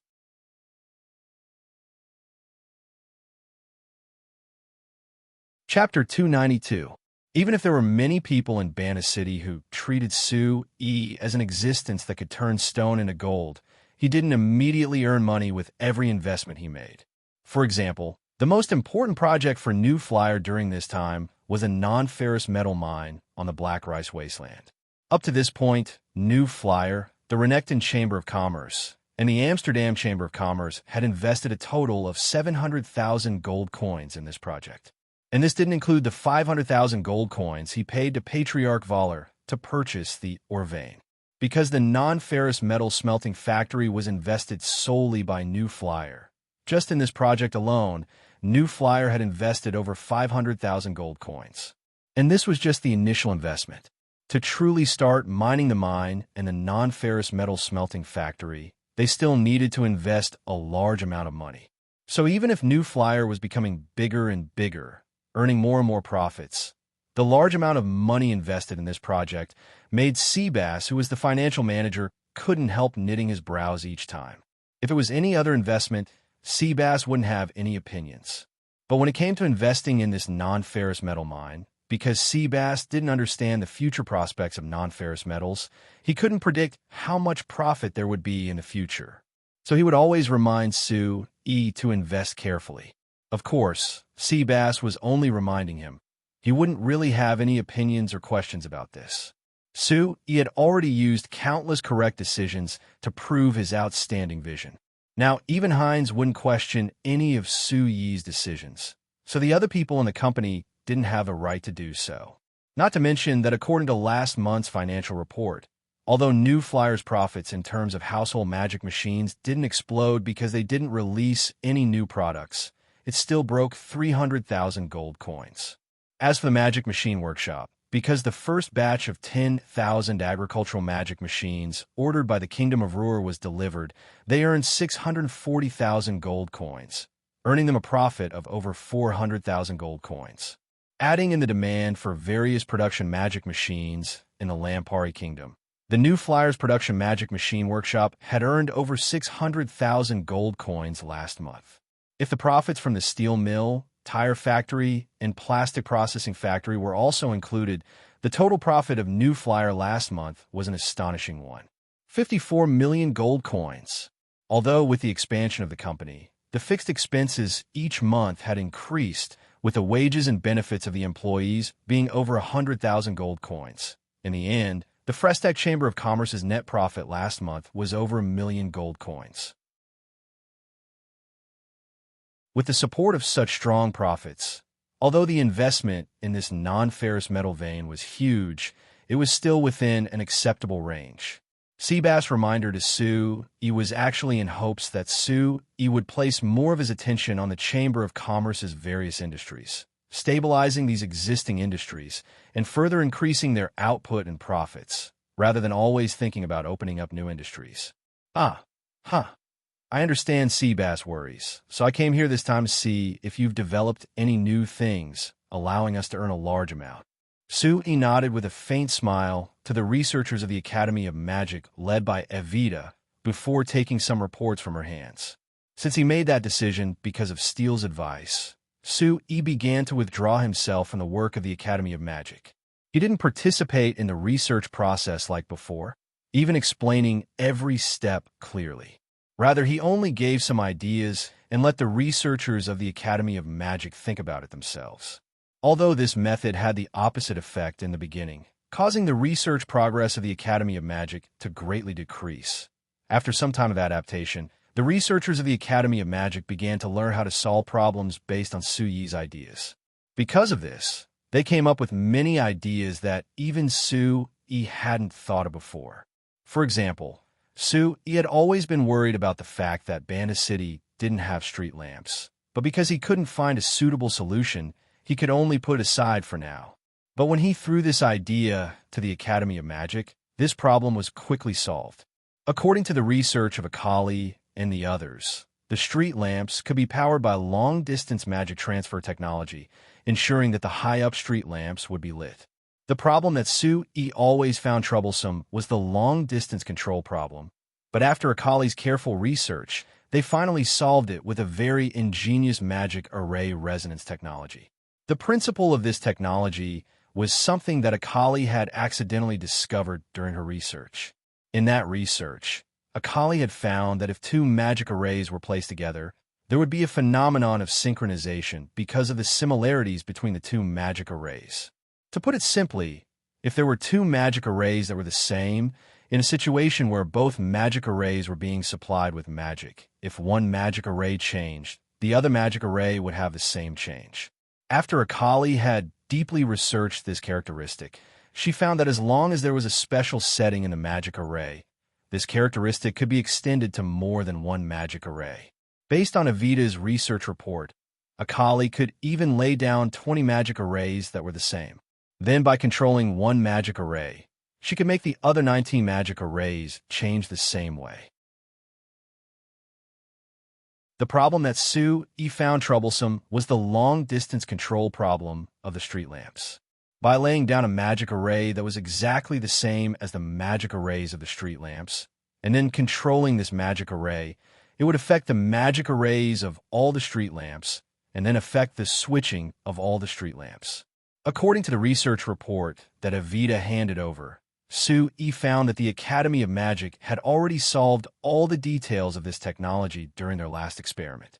Seeing the details of the experiment, Sue walked out of the room and looked at the magic lamps scattered all over the courtyard. He turned to Akali and said, "Come, demonstrate it for me." "Understood." Akali mischievously bowed and ran to a tree in the courtyard. She pointed at a round plate and introduced it to Sue. "Sir Chairman, look, this red button is for off and the green one is for on. As for this one that can be twisted, you'll know what it's used for in a while." Sue couldn't help rolling his eyes. This Akali, she still wanted to keep him in suspense at this time. "All right, let me see it first." "All right," Akali replied in a clear voice. She reached out a finger to press the green button, and the magic lamps scattered all over the courtyard lit up at the same time. These magic lamps were carefully chosen by Akali and the others. Not only did each magic lamp have a different appearance, the light they released was also different. Adding in the fact that they were carefully placed, now that they were all lit up together, the courtyard was filled with all sorts of colors, and it looked very beautiful. "All right, now you can twist that turntable for me to see the effect. If my guess isn't wrong, this should be used to control the brightness of these magic lamps, right?" Sue said with a smile. Akali looked at Sue. "Sir Chairman, can't you just let me keep you in suspense? Why do you have to expose it?" Although she said this, Akali still obediently pressed the button. The light of the magic lamp in the yard became weaker as she twisted it. It was very clear that when arranging these magic lamps, Akali and the others had used the magic power gradient technology to control the intensity of these magic lamps. After letting Akali twist it 2 times and watching the magic lamps turn from strong to weak and from weak to strong, Sue had Akali press the red button to turn off these magic lamps. When the magic lamps were extinguished, Akali immediately jumped in front of Sue and asked with a smile, "Sir Chairman, how is it? Our research this time is very powerful, right?" It is indeed very powerful. I never thought that you would be able to obtain such a large research result." Sue nodded and couldn't hide his praise. Receiving Sue's approval, Akali's smile blossomed like a flower. She turned around to look at Bella, Cecilia, and the others who had been researching with her. Then she rubbed her hands and smiled at Sue before asking, then, "Sir Chairman, what do you think? Is this research enough to give us a bonus?" "Of course it's enough." Sue nodded with a faint smile. "If such a great invention isn't enough to give you a bonus, then I think that in the future, there won't be many research results in the Academy of Magic that are worthy of a bonus." Akali and the others were originally celebrating because Sue had agreed to give them a bonus, but after hearing his words, they were all stunned. After a while, Akali scratched her head and carefully asked Sue, "Sir Chairman, your evaluation of this, is that high?" "Yes." Sue nodded with a serious expression. "Akali, perhaps you still don't know how important your research is, but I'm very clear that this is a very outstanding invention. It is definitely worthy of being described as great." Akali hesitated a bit and resisted the urge to reach out her hand to touch Sue's forehead. It was only a small discovery, and the colleagues in the Research Institute didn't treat it as anything. Why would Sir Chairman give such a ridiculous evaluation? Sir Chairman wouldn't have a fever, right?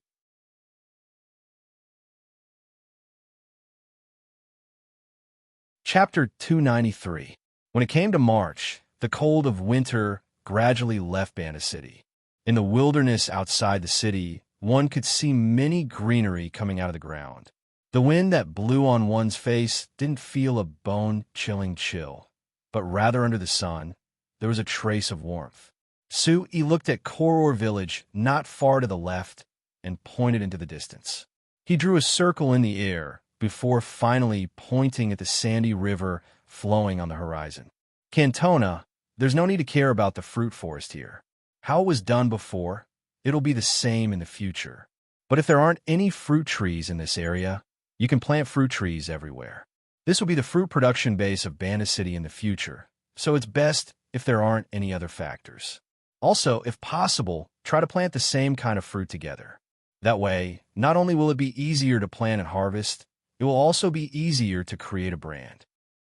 He said this while Cantona kept nodding. He even took out a small notebook from his chest to keep taking notes. Seeing the crooked words Cantona wrote on the paper, He couldn't help shaking his head with a smile. This Cantona was, after all, a normal farmer. He hadn't received any formal education since he was young. He had only learned how to read and write after establishing the Cantona Chamber of Commerce last year. So of course his words were ugly. But He appreciated his attitude very much. Cantona had good business vision and a flexible mind. At the same time, he was already over 30 and still had this kind of desire to learn, which was quite rare. He couldn't stand out before because he didn't have a chance. But since he obtained a small magic harvester from the farmer support plan from New Flyer, he seized this chance. With just a small magic harvester, he established the Cantona Chamber of Commerce in just a single year, taking over all the harvesting business in Bana City and the surrounding cities. During last year's fall harvest, just by harvesting the farmland in Bana City and the surrounding cities, the Cantona Chamber of Commerce had earned over 5,000 gold coins. With this sum of money, he even came up with the extremely advanced idea of renting a large piece of farmland for himself. When he heard him mention this idea to him, he almost thought that he had also transmigrated from Earth. Out of his admiration for Cantona, he immediately expressed his support for Cantona's idea. After discussing this project with him, he even used this opportunity to propose to Count Samo to develop Banta City's agricultural industry. According to and Cantona's plan, when Cantona rented the farmland of Koror Village, Cambia Village, and Mexilin Village from the City Lord's Manor, the Cantona Chamber of Commerce would plant basic crops in Cambia Village and Mexilin Village, like rice and wheat. All suitable farmlands in Koror Village would be planted with fruit trees. As for what New Flyer had to do, it was to locate the first canned fruit factory in Koror Village. This way they could combine production and processing, greatly reducing the cost of both sides. Whether it was for New Flyer or the Cantona Chamber of Commerce, this was a very advantageous cooperation. Other than New Flyer and the Cantona Chamber of Commerce, there were also the villagers of these three villages that benefited from this cooperation. According to the agreement between and Cantona, of the villagers of these three villages, as long as they didn't work for the other companies in Bana City, a portion of them would work for the Cantona Chamber of Commerce as agricultural workers. The other portion would work for the canned fruit factory in New Flyer as normal workers. There were close to 2,000 villagers in these three villages. Other than the old, weak, women, and children, as well as the people working for the large companies in the city, there were still around 600 people who could work normally. The 300 young and strong ones were all taken by the Cantona Chamber of Commerce because even with the help of the small agricultural magic machines, farming still required a lot of physical strength. Moreover, the Cantona Chamber of Commerce had contracted the farmland of these three villages. If they wanted to complete the grain quota that Count Samo gave them each year, they would have to work even harder, and the weaker people wouldn't be able to take it. Other than that, around 300 people would work for the canned fruit factory. The work in the canned fruit factory was relatively easy. They only needed to cook the canned food, fill it, and package it, so even those with weaker bodies could finish it. Actually, Bana City was currently recruiting workers, so if these 600 people were willing to work in the city, they could definitely find suitable jobs. But the farmers around Bana City were deeply influenced by the traditional ideas of the signs, so they weren't willing to leave their villages, so they would rather stay in their villages. Now that the New Flyer and the Cantona Chamber of Commerce were working together to open a large-scale farm and a canned fruit factory, the furthest they could work in was a neighboring village, so of course these people were very happy to join. Moreover, the Cantona Chamber of Commerce had promised the workers that their minimum wage would be over 7 gold coins a month. This was almost equal to what they earned from farming in a year. As for the workers in the canned fruit factory, although their monthly wage was a bit lower, Sue E represented the new flyer to say that the minimum wage for the workers in the canned fruit factory wouldn't be less than 5 gold coins a month. Even if they wanted to hire someone to watch the gate, they would have a wage of 4 gold coins a month. Even if Cantona was from Cambia village, there were still people who doubted his promises, so the work in these 3 villages wasn't smooth. But once the new flyer joined, the attitudes of the villagers in these 3 villages changed. Although the new flyer had been established for less than 2 years, in the hearts of the people of Banna City and the surrounding cities, their fame had already surpassed many of the old companies. Moreover, the things that the new flyer did were reported in the Banna Times and many other newspapers. Even if they didn't read the newspapers, there would be people who read the newspapers who told them, adding in the fact that there were all kinds of advertisements for the new flyer's magic machines in Banna City. It was hard for people not to know about the new flyer. Compared to the Cantona Chamber of Commerce, the new flyer's fame and reputation made the villagers feel much more assured. Not to mention that Sue E had come with the people of the City Lord Manor, obtaining the personal approval of the Lord City Lord. In the eyes of the villagers, the Lord City Lord was simply a god. As long as the Lord City Lord approved something, the villagers didn't have any thoughts of resisting. So after Sue E represented the new flyer to have a simple discussion with the villagers of the 3 villages, he immediately obtained their approval. This allowed this project to proceed smoothly. It was because of this that Cantona respected Sue E even more. As long as it was related to this project, he would listen to everything he said. Seeing that Cantona had taken note of everything he said, Sue E nodded and walked with him to the distant Koror village. Before they even entered the village, they could smell a fragrance that came with the wind. Sue E took a deep breath and felt the refreshing smell of the fragrance, revealing a look of nostalgia. It really has been a long time since I've smelled this smell. The last time I ate canned fruit made from rock sugar was at least 20 years ago. 20 years ago, Cantona on the side asked in a confused voice. Chairman Sue, you weren't even 10 years old 20 years ago, but there were already people who knew how to make canned fruit? Why have I never heard of it before? Such a good thing. It should have been spread a long time ago. Sue E suddenly realized that when he smelled the fragrance of the cooked fruit, he had accidentally let it slip. I ate it in my hometown. There was only an old grandpa who knew how to make it. I thought it was delicious back then, so I learned how to make it from him. Sue E vaguely explained. Oh, Cantona didn't doubt it, but he said in a regretful voice, it would have been good if this method had spread earlier. The fruits of our villages wouldn't have been left to rot in the fields. Sue E revealed a faint smile. Relax. I dare guarantee that not long from now, even if we don't need canned fruit, the fruits in Banna City can be transported to other places in the signs, letting the people of other countries eat Banna City's specialty fruits. How is that possible? Cantona clearly didn't believe it. Cantona clearly didn't believe it. Not to mention other countries. Just transporting it from here to Anvilmar City takes several days. When it's transported, it would have already spoiled. You don't believe me? Sue E revealed a mysterious smile. Then let's wait and see. Seeing Sue E confidently walking in front, Cantona couldn't help shaking his head.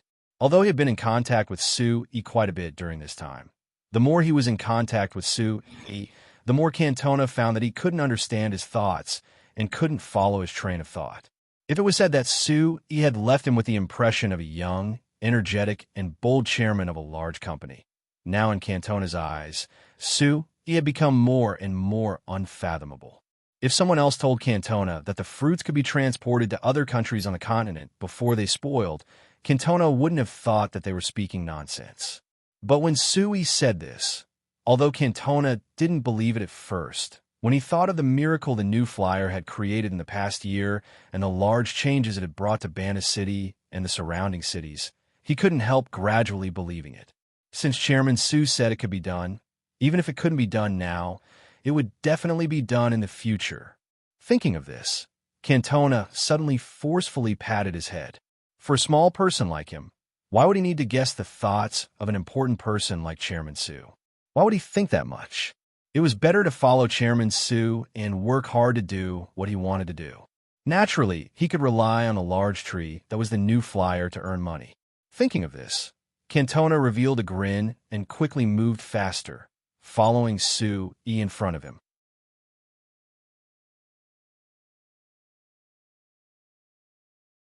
Chapter 294. After he finished inspecting Koror village, Su took a horse carriage to the Ireland Chamber of Commerce in the Santon Industrial District. Compared to last year when a new flyer small company support plan was announced, there were now several dozen small machine parts factories scattered around the Santon Manor. It had gone from 60 at first to over 100 now. Obtaining this kind of growth in less than a year, other than proving that the magic machine industry had taken a step forward, it also proved that this industry had great prospects. Take the Ireland Chamber of Commerce that wanted to start processing components as an example. Last year, Freeman and several other villagers proposed this idea to Su when they had just established the Ireland Chamber of Commerce. They didn't even have over 200 gold coins in assets. The three most important production magic machines for their company were given to them by the new flyer on loan. To many people, this company wasn't qualified to be called a company at all. They were even barely qualified to be called a workshop. However, with this company that couldn't even compare to a workshop, Freeman's group had earned over 5,000 gold coins in less than half a year. Not only had the Ireland Chamber of Commerce paid off their debt for the production magic machines, they had also bought several new production magic machines and even built a beautiful new factory. No matter how one looked at it, they could be considered a proper company. Moreover, because the Ireland Chamber of Commerce was one of the earliest companies to enter the component processing industry, they had the support of Su. Adding in the hard work of Freeman's group, the Ireland Chamber of Commerce could be considered the leading company in Banta City's component processing industry. Not only did they take over all the component processing business of the new flyer, they also had close cooperation with several other companies in Banta City. Last year, the Ireland Chamber of Commerce earned over 5,000 gold coins in less than half a year, which was already very shocking. In just over 2 months this year, according to what Freeman mentioned to Su last time, they had already earned over 5,000 gold coins. So whenever one saw Freeman, one would find that he always had a happy smile on his face, looking very carefree. Chairman Su, how could I not be happy? Yesterday, we made an order with the Armani Chamber of Commerce for 100,000 needles. Freeman chuckled as he said to Su, I won't hide it from you. Just based on this order, we'll be able to earn several hundred gold coins. Then I really must congratulate you. Su nodded with a faint smile. Chairman Su, don't laugh at me. I know that the reason why the Armani Chamber of Commerce gave this order to us was because you mentioned the name of our Ireland Chamber of Commerce to the Armani Chamber of Commerce's Chairman Vincent, right? Freeman asked seriously. Su smiled. Who told you that? Freeman scratched his head. It was Kovac who told me. He said that at a banquet in the city, he saw you talking to the chairman of the Armani Chamber of Commerce. Then 2 days later, the Armani Chamber of Commerce took the initiative to send someone to place an order with us. So it must be because you recommended us to the Armani Chamber of Commerce. Otherwise, they might not have chosen us. Banquet? Sui recalled and thought that Freeman should be talking about the banquet held by the city lord 5 days ago to celebrate the end of winter and the arrival of spring. During that banquet, he had indeed conversed with President Vincent. However, the content of their conversation was mainly about the large batch of materials that were about to be sent to the Black Rice Wasteland. As for the name Ireland Chamber of Commerce, it was indeed mentioned by President Vincent when he asked him which Chamber of Commerce was the best in component processing. If it was like this, then the Ireland Chamber of Commerce receiving this order was indeed mainly because of Su Yi's recommendation. But Su naturally didn't come here to ask for credit. An order with a total price of less than 10,000 gold coins might be a very important order for the Ireland Chamber of Commerce, but he obviously didn't care about it right now. So Su just patted Freeman's shoulder and said with a smile, "Don't mind it. If it wasn't for the fact that your company's components were good enough, I wouldn't have recommended you to Chairman Vincent, right?" Seeing that Freeman wanted to express his thanks, Su quickly changed the topic. He looked around and asked, "Where's the thing I want?" Freeman's words of thanks were blocked by Sue-E. After being stunned for a bit, he immediately brought Sue-E to a magic machine that was working in the corner of their factory. There were over several hundred small iron bottle caps beside this magic machine, which were the most important components needed to make canned fruit. Sue-E picked one up to look at and found that the bottle cap was very smooth, without any flaws at all. When he touched it with his finger, he could feel the smooth threads. After taking a glass bottle from Freeman's hand, Sue-E closed the bottle cap. With a soft twist, the bottle cap closed with the glass bottle, not revealing anything at all. Sue-E gave a satisfied nod. He tried a few more bottle caps and found that these bottle caps all perfectly closed a glass bottle. Very good. It seems like you've already found the trick. These bottle caps are all very suitable. Sue-E revealed a smile of praise to Freeman. Seeing Sue-Ye's approval, Freeman immediately revealed a happy smile. When Sue-E gave them the process of making the canned fruit caps, he only gave them a few blueprints and the corresponding data. He didn't say anything else and didn't send the new flyer technicians to guide them like before, so they could only figure it out by themselves.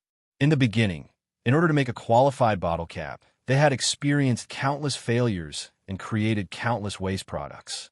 Although this pile of bottle caps could meet the requirements, there were more than 10,000 bottle caps that had failed before this pile of bottle caps. But it was like Sue-E had said to Freeman and Kovac, if a company wanted to develop, they had to have something that they could grasp. If they just relied on the new flyer to guide them, it wouldn't help the Ireland Chamber of Commerce grow at all. Freeman and Kovac were very clear on this, so they didn't raise any objections and chose to experiment by themselves. Although more than 10,000 bottle caps had failed, causing a loss of nearly 1,000 gold coins, they still persevered. The results of their persistence were clear. After this technical breakthrough that Sue-E mentioned, Freeman found that the Ireland Chamber of Commerce's workers had greatly improved their skills in operating the magic machines. For example, the young man who was operating the magic machine in front of him. When he first joined the Ireland Chamber of Commerce, he didn't even know what a magic machine was, but now he had become an excellent worker operating a magic machine. Even Sue-Ye's evaluation of him was that he wasn't that different from the dwarves of the New Flyers Magic Machine Workshop. It had to be known that although the dwarves had short hands and thick fingers, they were very talented in this aspect. Being able to compare to the dwarves in this aspect was already the highest praise. Other than this, the most important thing was that in these failed experiments, the Ireland Chamber of Commerce had found many problems that they hadn't found before. They had many new insights and understanding of component processing. Freeman was very confident that if he had to pick the one with the strongest technology among the 100 small and large component processing companies in the Santon Industrial District, it would definitely be their Ireland Chamber of Commerce. Chairman Sue, since you're satisfied with the bottle caps we've made, can we officially begin production? How many do you want for the first batch? Seeing Sue-E use the vernier caliper he personally made to measure the diameter of the bottle caps and the thickness of the edges, Freeman asked this. Don't be in a rush. Sue-E shook his head. The canned fruit factory still needs at least 2 months before it starts production. At that time, I'll determine the type and quantity of the first batch of canned fruit. It's a good thing that you've received a large order from the Amsterdam Chamber of Commerce, so you just need to make good use of the time. Freeman nodded and agreed in a straightforward manner. After bringing Sue-E around the factory, Sue-E decided to leave. After sending Sue-E out of the factory, Freeman suddenly revealed an awkward expression. He hesitantly opened his mouth, but he didn't say anything. Sue-E couldn't help smiling. If you have something to say, then just say it. You know that I don't like to beat around the bush. Freeman scratched his head and revealed an awkward smile. It's like this. Chairman Sue, there are many small component processing companies in this industrial area. Although there are benefits to having more, the competition is too fierce. There are many companies that fight to the death for a single order, and there are many companies that choose to directly lower their prices. We don't earn much from processing components, so if the price is lowered like this, no one will be able to earn money in the future. So, Have you thought of a way to solve this? Sue asked back. Freeman laughed. It's not that we haven't thought of a way, so we wanted to ask if you had a way. Sue snappily looked at him. You can't think of a way, or you're not willing to think of one. What about Kovac? It must be him who came to ask me. So why is it you? He went to Karma City to contact other businesses. Freeman said with a shameless smile. Chairman Sue, you are the chairman of Banta City's Magic Machine Business Union. Us small component processing companies came from your new Flyers small company support plan. You can't just ignore this, right? Seeing Freeman's pleading expression, Sue gave a sigh and nodded. All right, component processing is also a part of the magic machine industry. I can't ignore this. In the next meeting of the Business Association, I will propose to announce a minimum price for every magic machine and related product. Any chamber of commerce that sells below this price will be defined as malicious competition and will be chased out of the industry. Freeman immediately became happy and cheered. That's great. As long as Chairman Sue says a single word, this problem can be easily solved. That way everyone won't have to kill each other in the future. Sue looked at the happy Freeman and shook his head before saying with a sigh, Don't be happy too early. As long as you're in Banta City, I can still help you solve this problem. But when you leave Banta City and face the entire Lampari Kingdom, even leaving the Lampari Kingdom and facing the entire continent, I won't be able to help you like this. Freeman laughed loudly, casually waving his hand. That's easy. Right now, Chairman Sue, your words are useful in Banta City. So when we face the entire kingdom, your words will definitely be useful in the entire kingdom. When we face the entire continent, your words will definitely be useful in the entire continent. Sue, he couldn't help smiling. Freeman, you really think highly of me.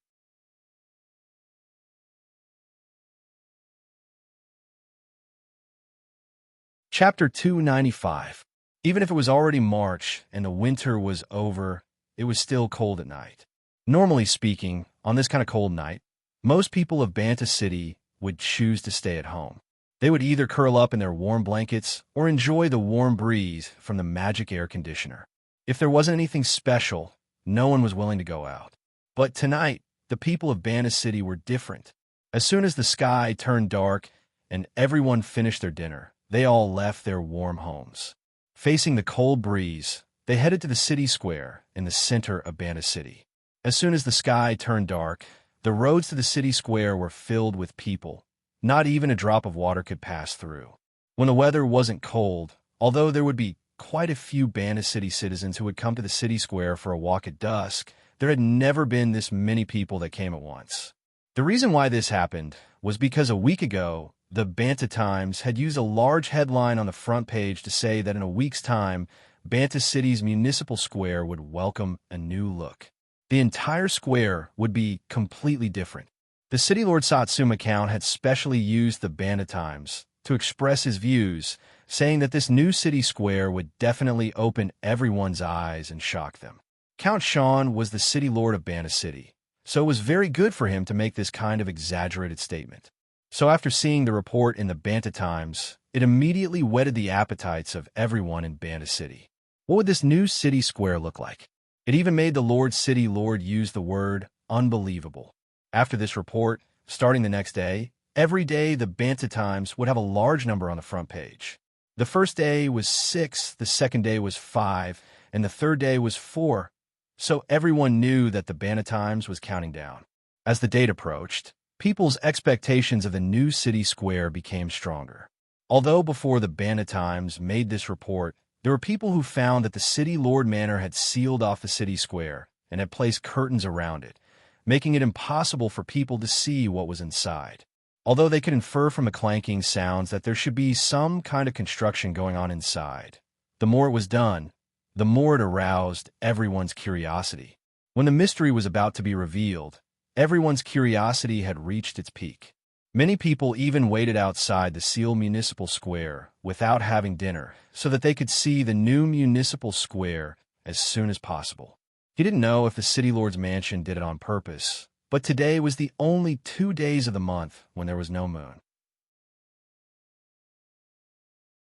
Although it was a sunny day and countless stars could be seen in the sky, once night fell, the surroundings of the municipal square would inevitably fall into darkness. Fortunately, many smart residents had already anticipated this situation and brought out the magic lamps from their homes. When the sky turned dark, countless lights of different colors lit up outside the city square. If one were to look down from the sky, they would see a dense crowd of people crowding the streets near the municipal square. Among the crowd, there were countless colorful halos, which seemed to be reflecting the starry sky above their heads. People gathered together to chat while patiently waiting. Finally, when the Bantatime said it was 8 at night, there was a muffled sound that came from the sealed city square. Then there was a firework that flew into the sky and exploded, lighting up the entire night sky. Just as everyone stopped chatting because of this momentary daze, the whole place suddenly fell into silence. Suddenly, a deep male voice rang out. "Citizens of Banta City, welcome to the new Banta City Square." As soon as he finished speaking, the curtains that had been tightly surrounding the entire city square suddenly slid down. Then, they were pulled aside by an unknown force. The Banta City Square that hadn't been seen in front of people for close to a month finally revealed its appearance. The crowd instantly filled the square, wanting to see what the new city square looked like as soon as possible. However, with the light of the magic lamps in their hands and the starlight above them, they couldn't see anything that was more than 10 meters away from them. How could they see the entire square with all these people here? Only those with better eyesight could see that there seemed to be many tall pillars erected around the city square with the help of the faint light.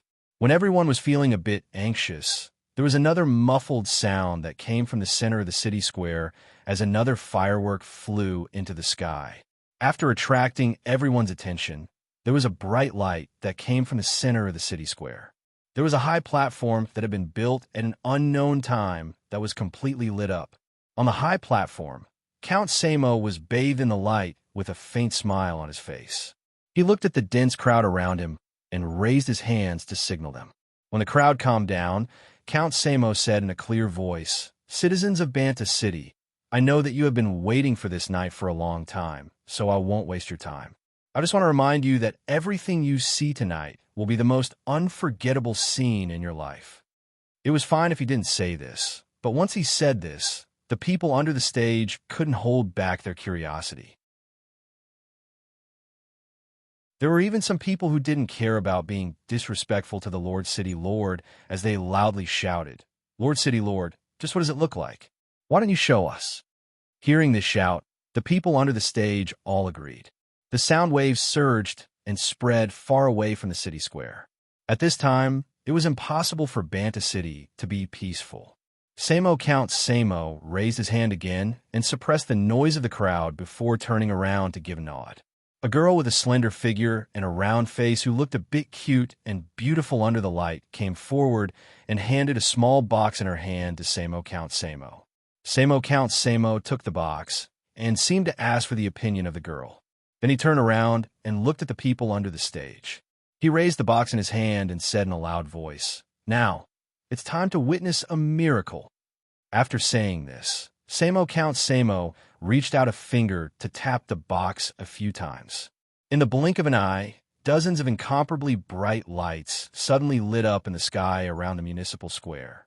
It was as if dozens of moons had suddenly appeared above their heads, instantly illuminating the entire municipal square as if it was daytime. The sudden change in light and darkness caused everyone to involuntarily close their eyes.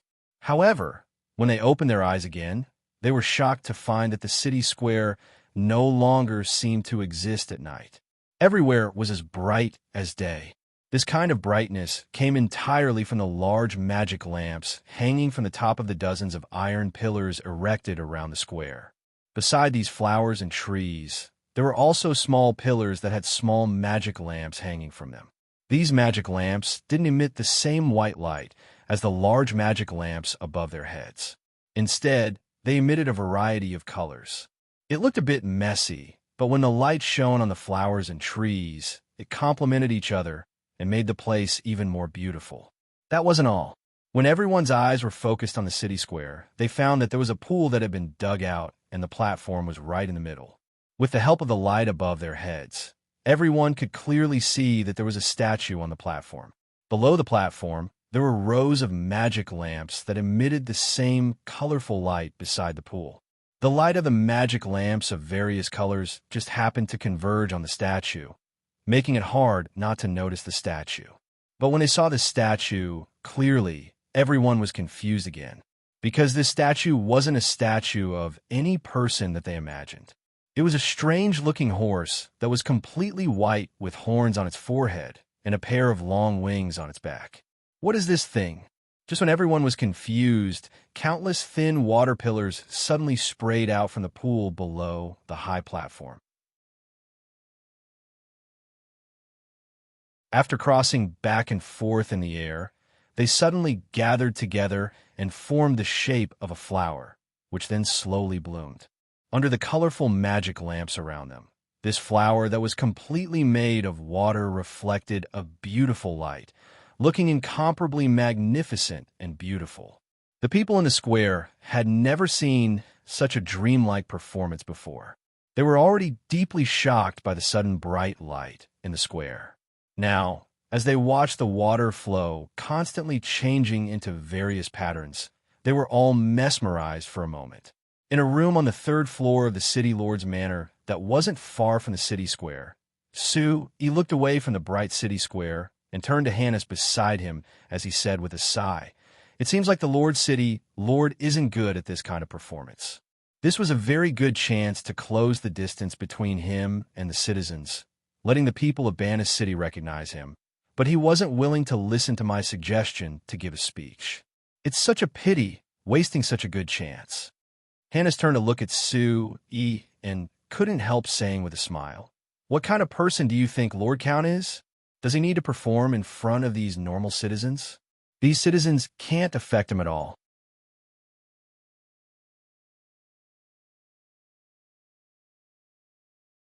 Chapter 296. Sue-E thought about it and gave up the idea of discussing this with Hannes. Science society was different from Earth. On Earth, politicians needed to show off to gain the support of the people, but in Signs, a large noble like Count Samo didn't need to show off in front of normal citizens. It was like Hannah said, these citizens couldn't affect Count Samo at all because they couldn't decide who the city lord belonged to, they couldn't decide Samo Count's title, and they couldn't affect the family behind Samo Count at all. All right, let's not talk about this. Hannes, after seeing this new city square, what are your thoughts? Sue-E changed his tone and asked, "Thoughts? That's just too shocking." Hannes was not stingy with his praise. Hannes gave a compliment. "Sue-E, why didn't I notice before that you were actually an expert in city planning? This new city square is just too creative. I dare say that in all of Signs, you won't be able to find a place like this in another city. Even putting those beautiful fountains aside, just the magic lamps that can illuminate the entire square are enough to shock people." Sue-E revealed a faint smile. He really wanted to tell Hannes that he really was ignorant. Such a small and ordinary city square can actually make you feel shocked. If you go to Earth and see all kinds of gorgeous scenes in those big cities, won't you faint from shock? Of course, he was also very clear that although Banta City's new city square seemed very simple to him, for all of Signs, it was a very shocking new thing. After Hannes praised for a while, he suddenly changed the topic. "This new city square is indeed very, very good. But is there a need for you to specially bring me here from Anvilmar City? Of course, you're the boss behind Anvilmar City's newspaper industry. If I didn't bring you here, how could I show the beauty of Banda City's new city square to the kingdom's people?" Sue-E said with a smile. Hannes slightly knit his brows. "Actually, I'm very curious. Sue-E, why are you so enthusiastic about this thing? You are only the chairman of a normal company. You aren't Banta City's city lord. Spending so much effort to do this and advertising it, just what is it for?" "It's very simple. Doing this kind of thing is to raise Banta City's fame, letting everyone know that Banta City isn't the small and backward city that everyone thinks it is. Rather, it is a brand new city that makes people take notice of it and is filled with vitality. If Banta City becomes famous, it will be of great help to our Banta City companies. After saying this, Su-E pointed at the city square in the distance and said, "Do you see the unicorn in the center of the square? It will be the name card of Banta City in the future. When introducing Banta City to others, it will be the symbol of Banta City." Hannes looked in the direction Su-E was pointing and muttered, "That's called a unicorn." "I thought it was a deformed horse." Su-E couldn't help rolling his eyes. He thought that this world had dwarves, elves, beastmen, and even dwarves and dragons, so it was natural that there would be a divine beast like the unicorn that appeared in the Western fantasy world.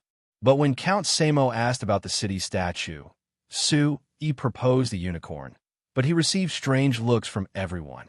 When he drew the unicorn, whether it was Samo Count, Steel, or even elves in the factory said that they had never seen this creature before. Su-E could only helplessly accept the fact that this world didn't have unicorns, but Samo Count liked the unicorn he drew very much. After finding another artist to draw it, they finally decided that this statue would represent Banta City. The meaning of this unicorn was very deep. First, the unicorn was a horse, and the horse represented speed and endurance. It meant that Banta City was in a fast-developing stage, and it would continue like this. Next, there was a long horn on the unicorn's head. It meant that no matter what kind of difficulties they met, Banta City would break through them and continue moving forward. Finally, there was a pair of wings, which meant that Banta City would soar into the sky. When Su-E told Samo Count about this, he received deep approval from Samo Count. Samo Count even specially wrote a brief history of Banta City. Not only did it describe Banta City's history, it also described Banta City's current state. He planned to use this book to show everyone the appearance of Banta City. This could be considered a part of the Banta City image construction project that Su-E proposed. Other than that, rebuilding the city square could also be considered a part of this project. Especially receiving Hannes and having him use the newspapers to advertise Banta City was also part of this project. In short, it was to create a star city in the Lampari Kingdom, letting everyone in the Lampari Kingdom know and understand Banta City. "And your true goal?" Hannes asked.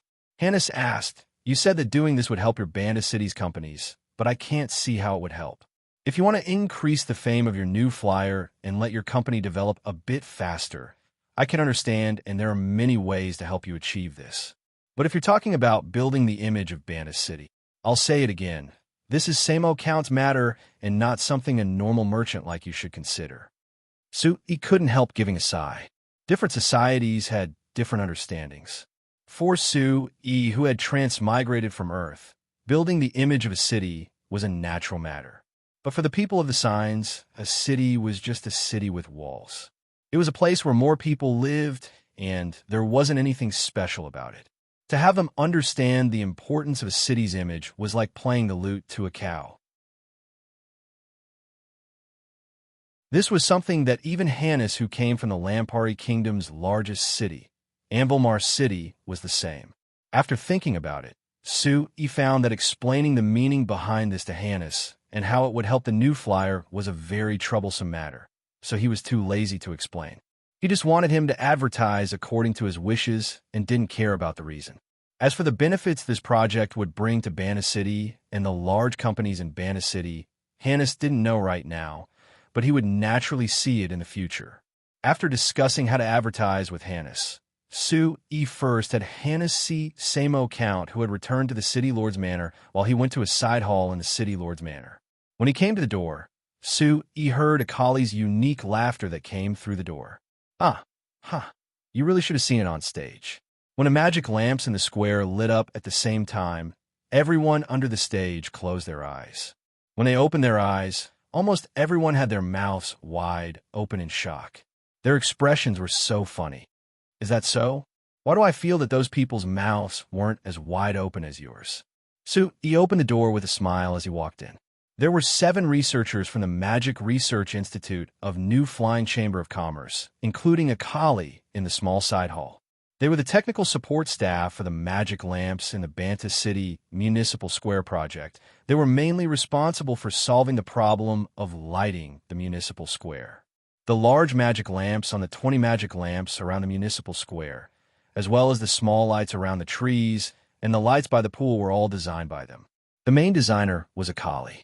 Seeing Sui come in, Akali was about to excitedly charge over, but when she heard what Sui said, she immediately stopped and said with a soft snort, "Sir Chairman, I just finished a very meaningful job. Can't you allow me to be happy?" "Of course you can," Sui said with a smile. "Not only can you be happy, you can be happy many times. Because I want to announce a piece of good news to all of you. Because of the success of the Municipal Square project, especially the magic lamps in the square and the surrounding magic lamps, I've decided to represent the new flyer to give you an extra reward." Hearing the word extra reward, including Akali, all the researchers looked at Sui with expectant looks.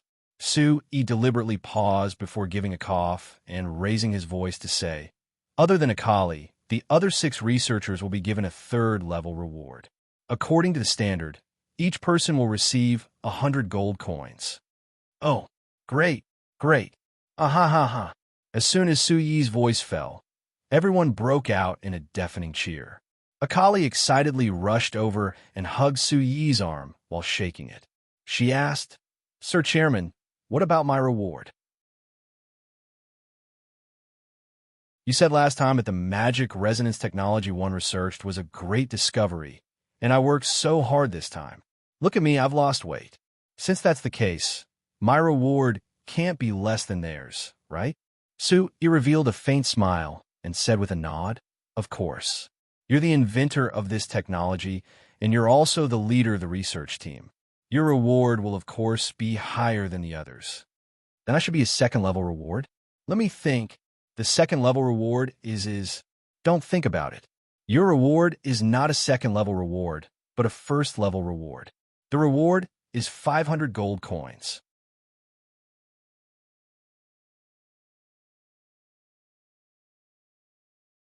Chapter 297. Hearing the number 500 gold coins, the other 6 researchers who were cheering were stunned. The side hall fell into a strange silence for a moment.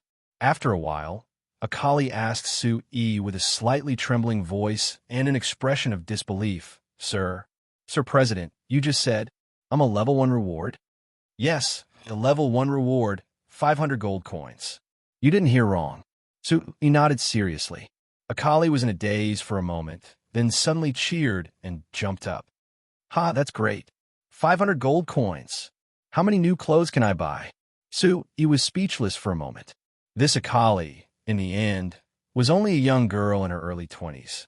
After receiving such a large reward, the first thing she thought of was to buy new clothes. Seeing that the other 6 researchers were looking at Akali with envy, Sui continued, "Don't just be jealous of Akali. I have always been generous with these kinds of technological breakthroughs, and Akali's results are indeed worthy of this reward. If you want to receive such a high reward like her, then do your research in the future and strive to make a technological breakthrough comparable to hers." The other 6 researchers nodded vigorously. Although they were very envious of Akali, they also knew that Akali had played the biggest role this time. It could even be said that this magic resonance technology was mostly developed and applied in practice by Akali alone. Now that they were able to receive a reward of 100 gold coins, it was already a pleasant surprise. Seeing Akali and the other 6 researchers high-fiving and celebrating, Sui couldn't help but laugh. In fact, according to his real thoughts, the magic resonance technology discovered by Akali had a very wide range of applications. Now, using this technology, one could use a small operation box to control all the magic lights in the city square. It could only be considered a very simple application. If this technology continued to be researched, there would be a lot of applications in the future. Just the first thing that Sui could think of now was as many as 3 aspects. Furthermore, as long as he continued his research in the future, he would definitely discover more applications. In Sui's opinion, The reward of only 500 gold coins to Akali was not worth mentioning at all for such a far-reaching and promising technology. If possible, he felt that rewarding Akali with 50,000 gold coins would not be excessive. Of course, the current reward system of the Academy of Magic was set by Evita and approved by Su Yi, so he obviously couldn't break this rule. What's more, if the reward was only 500 gold coins now, there would be more room for improvement in the future. In the future, the Academy of Magic would develop more and more technologies related to magic machines and would become more and more important. Therefore, the rewards given out would also increase accordingly. When that time came, there might be a situation where some companies on Earth offered a reward of tens of millions for a piece of technology. Thinking of this, Su Yi turned his head to look at Sanchali, who had been sitting silently in the corner of the side hall. Although he looked a little excited, he was more embarrassed. Seeing Su Yi look over, Sanchali gave him a seemingly forced smile. Su Yi thought for a bit and walked over to sit beside him. He patted his shoulder and said with a smile, "What's wrong? You've done such a great job. So why do you still have this expression? Come, tell me honestly, what level of reward do you think you can get this time?" The smile on Sanchali's face became even more forced and awkward. He waved his hand and said, No. I've been doing nothing for more than a year. Now that I can finally help, I'm already very happy. How could I dare to ask for any reward? Sir Chairman, don't blame me for taking such a long time to develop something like this. It's already not bad." Su Yi stared at Sanchali for a while and asked, "So you've been finding excuses to avoid me because you're ashamed?" Sanchali's face really showed an ashamed expression. He nodded slightly and said in a deep voice, "That's right. Every day I've seen my colleagues in the Research Institute produce all kinds of results and help the company develop all kinds of new products, but I haven't been able to do anything. Although Sir Chairman hasn't said anything, I feel very sorry in my heart. If it weren't for you, I might have starved to death in Ambilmar City. Not only did you save me, you also fulfilled my dreams and let me have my own research lab. I can study the magic I want to study to my heart's content. I really don't know how to repay you. Originally, I thought that as long as I could help you complete the magic array programming technology you mentioned, it would be enough to repay you. But I didn't expect this technology to be so difficult. Are you very surprised?" Su Yi said with a smile. "To tell you the truth, I originally didn't have any extravagant hopes for the magic array programming technology. It was completely when I saw you for the first time and saw that crystal ball you made that I decided to let you give it a try. I know very well how difficult this technology is, so I never expected you to be able to thoroughly study this technology in a short period of time. This time, you were able to use a part of the magic array delay technology that you've already researched and put it into practice. After those fountains sprayed out water, they still activated the water magic array to change into various patterns. This is already a pleasant surprise for me. So you don't have to feel any pressure. Just continue to persevere in your research." The more magnanimous Su Yi appeared to be, the more ashamed Sanchali's expression became. It was like he said, Su Yi had not only saved his life, he had also saved his dreams. If not for his persistence in the research of his own original magic, a mage with decent magical talent like him would not have fallen to the point where he was close to begging for food or even starving to death. To him, the dream of magic research was even more important than his life.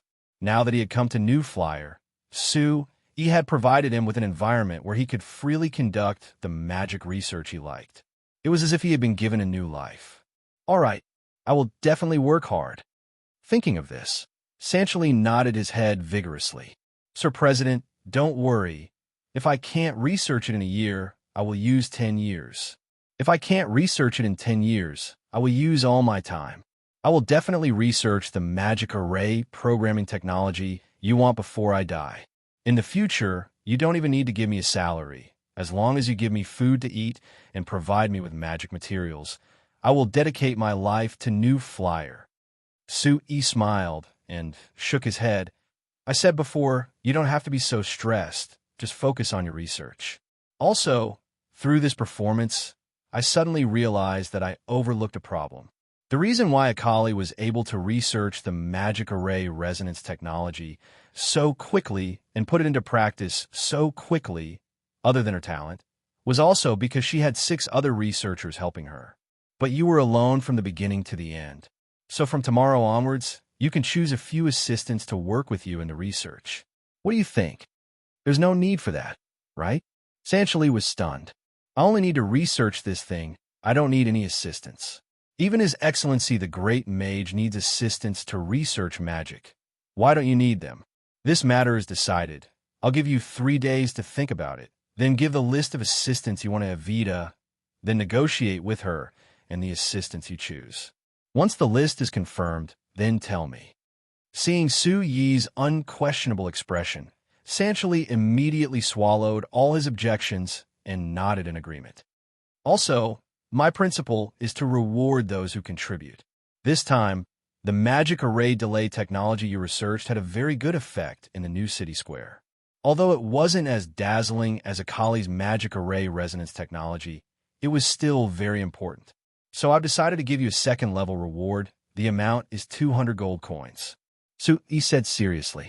Sanchali froze for a moment and wanted to refuse, but after seeing Su Yi's firm gaze, he couldn't open his mouth and could only obediently accept.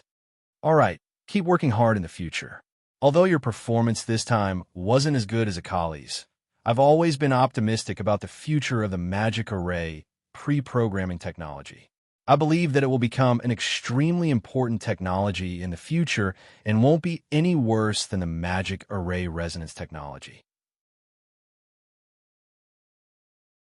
Su Yi patted Sanchali's shoulder and comforted him with a few words before bidding farewell to Akali and the others and leaving the side hall. Under the guidance of a servant, he found Samo Count and Hannes talking in a small living room. The two were chatting happily when they saw Su Yi come in. They both stopped and looked over. Su Yi, what reward did you just give to the researchers of the Academy of Magic? Samo Count asked with a smile after Su Yi sat down. We can hear their cheers even from here. The reward must not be small, right? Su Yi smiled. It's not much, just 100 gold coins per person. 100 gold coins per person is not much? Hannes shook his head and sighed. Hannes shook his head with a sigh. Should I say that new flyer is rich, or should I say that Chairman Su is good at squandering money? Su Yi gave a shrug. It doesn't matter what you say. Anyway, I'm very satisfied with their performance this time. Since I'm satisfied, of course I have to give them a satisfying reward. Otherwise, who would be willing to work hard in the future? That's right, but isn't 100 gold coins per person too much? Even the Chamber of Commerce in Anvilmar City would be able to reward their employees with 10 gold coins each time. Hannes couldn't help but sigh. Hannes couldn't help sighing. That's because your Anvilmar City companies are too stingy. It's not related to our new flyer. Su Yi gave a soft snort and said in a voice filled with disdain, Let me tell you, not only our new flyer, if you ask around, even the smallest company in Bana City that earns less than 5,000 gold coins a year, as long as their employees make any new technology, they will be given at least 50 gold coins as a reward. That exaggerated? Hannes couldn't help but frown. Hannes couldn't help knitting his brows. Are your Banta City companies crazy? What new technology? I've seen the new technology in the Banta times. It's at most some small adjustments. What's so strange about that? Does it need to be rewarded that much?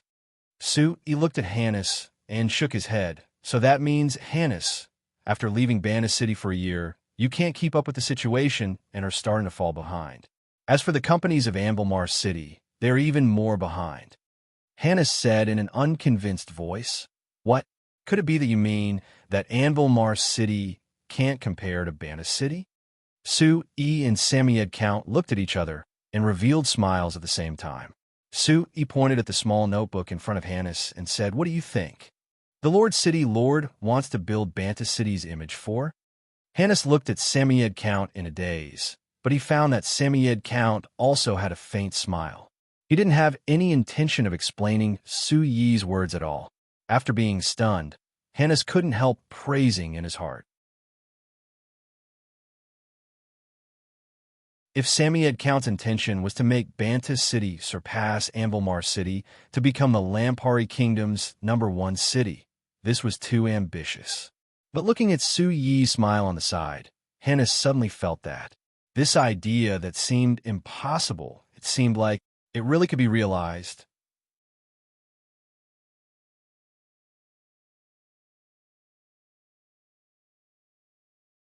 Chapter 298. To improve the image of Bana City. Of course, it wasn't something that could be done with words, and it wasn't something that could be done with just advertising. Other than the new city square and the renovation of the banks of the Sandy River, which were the two most eye-catching projects, the new city district that Su Yi had planned for outside Bana City was gradually being built. The first problem to be solved in the new city district was the traffic problem. After deciding on the city renovation plan last year, the Amsterdam Chamber of Commerce had been building various roads in the suburbs of Bana City. After half a year of construction, several main roads had been paved, and the First and Carriage Company had also opened several public transport routes. From the First and Carriage Company's public transport station in Bana City, one could choose to take a horse carriage to many places outside the city. Compared to before when one couldn't use their own horse carriage and could only walk, it was without a doubt much faster. Hannah spent an entire gold coin and an entire morning to make a round trip on all 11 public transport routes in Bana City. After he came back, he was filled with praise for Su Yi. Too convenient. It's so convenient. Hannah still maintained his exaggerated tone out of habit. Hannah still had the same exaggerated tone as before. You only need a few silver coins to take a comfortable horse carriage to wherever you want to go, and it's that fast. It really is too convenient. Sui laughed. What? I don't know who told me last time that the idea of a public transport system was very good, but it wasn't practical to actually make it work. Hannah's face turned a bit red as he said with an awkward smile, "How could I know that your Banta City would develop this quickly, actually building all these roads in such a short period of time?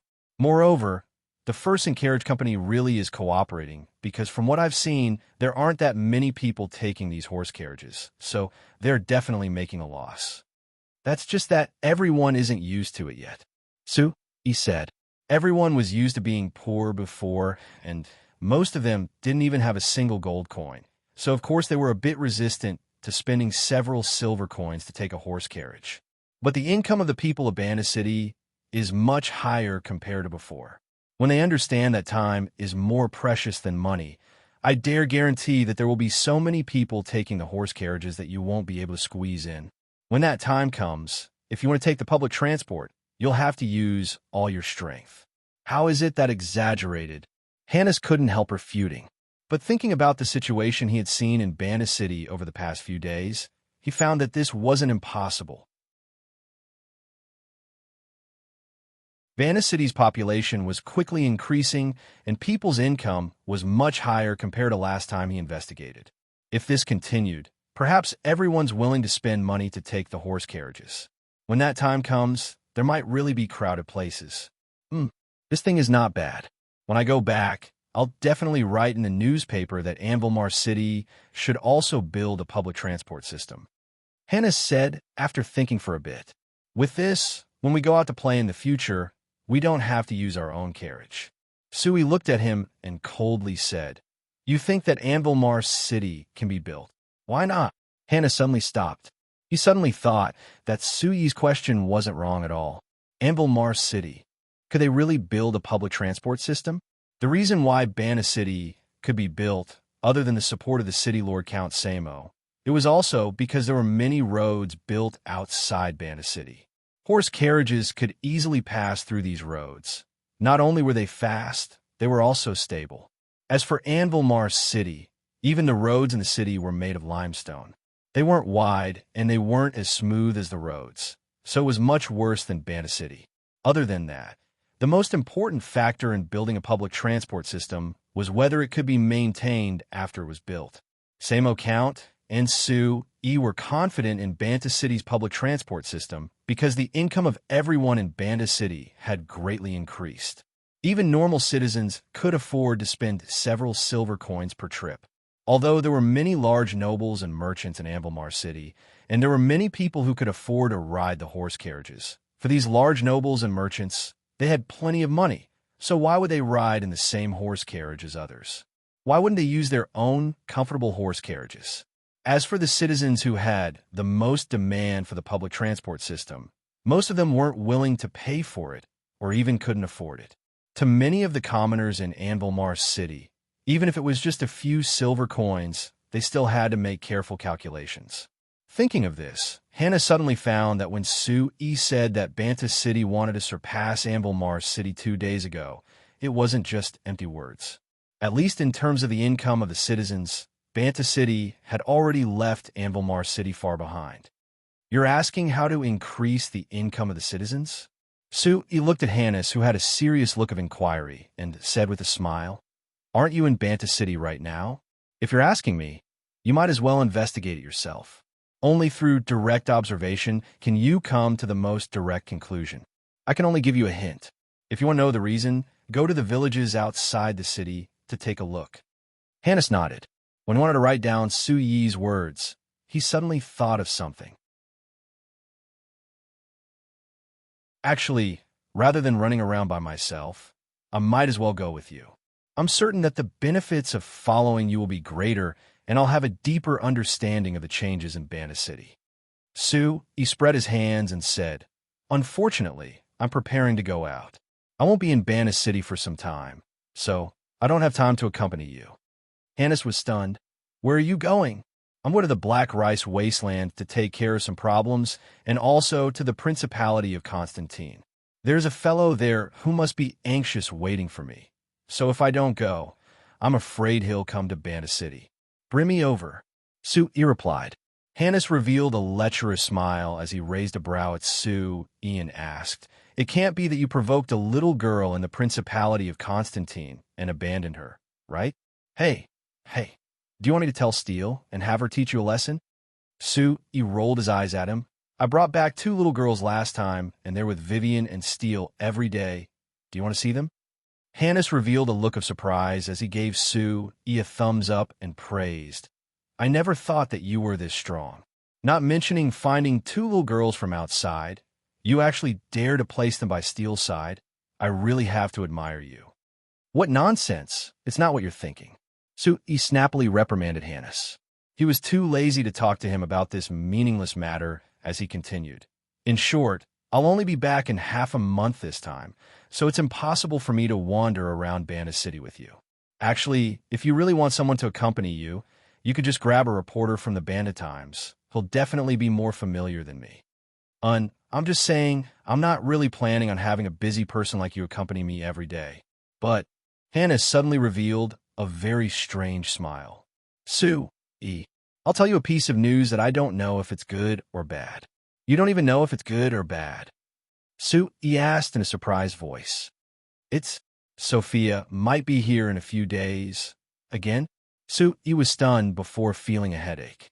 When Sophia came to Banta City with Kennard for the first time, she strangely didn't like Sue E and raised her brows at him. Although Sue E didn't care about her because she was a little girl and Kennard's little sister, he still felt a headache because of this. After Kennard decided to stay at New Flyer as the general manager, Sophia would come over when she had nothing to do.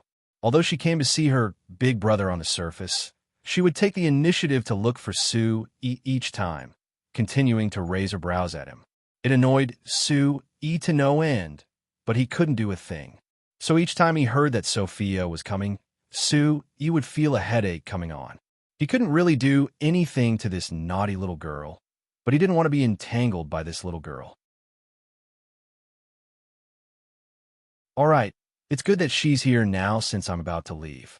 After she comes and knows that I'm not here, she'll find it boring after a few days and go back." Sue E said in a happy voice. "I really don't know what's going on with her. Why does she have to cause trouble for me each time? Did I offend her?" Hannes looked at Sue E with a strange expression on his face. "Hey, Sue, do you really think this, or are you just pretending?" "Why would I pretend?" Sue E was stunned. "You actually don't know why Sophia is causing trouble for you? Is your brain made of stone?" Hannes asked in disbelief. Sue E asked in confusion. What are you trying to say? Hannah stared at Sue seriously for a while, but he couldn't see any pretense from his expression. He couldn't help but cover his face and sigh. I really don't know why Steele liked a guy like you, and I don't understand how she got together with you. You're so slow. Could it be that Steele took the initiative to confess to you? Sue thought for a while and answered, if you want to talk about it, she should be the one who took the initiative. But that doesn't matter. I like her, and she likes me. That's enough.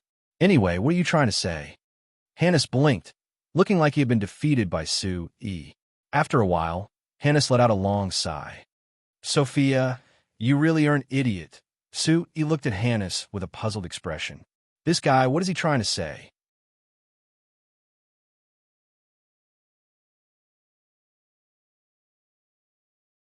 Chapter 299. The next day, when Sue sat in the carriage heading towards the black rice wasteland, Hannes still did not tell Sue what he truly wanted to say. Sue asked a few times and did not get an answer, so he straightforwardly gave up. He had a lot of things to do and did not plan on wasting time on something that was meaningless to him.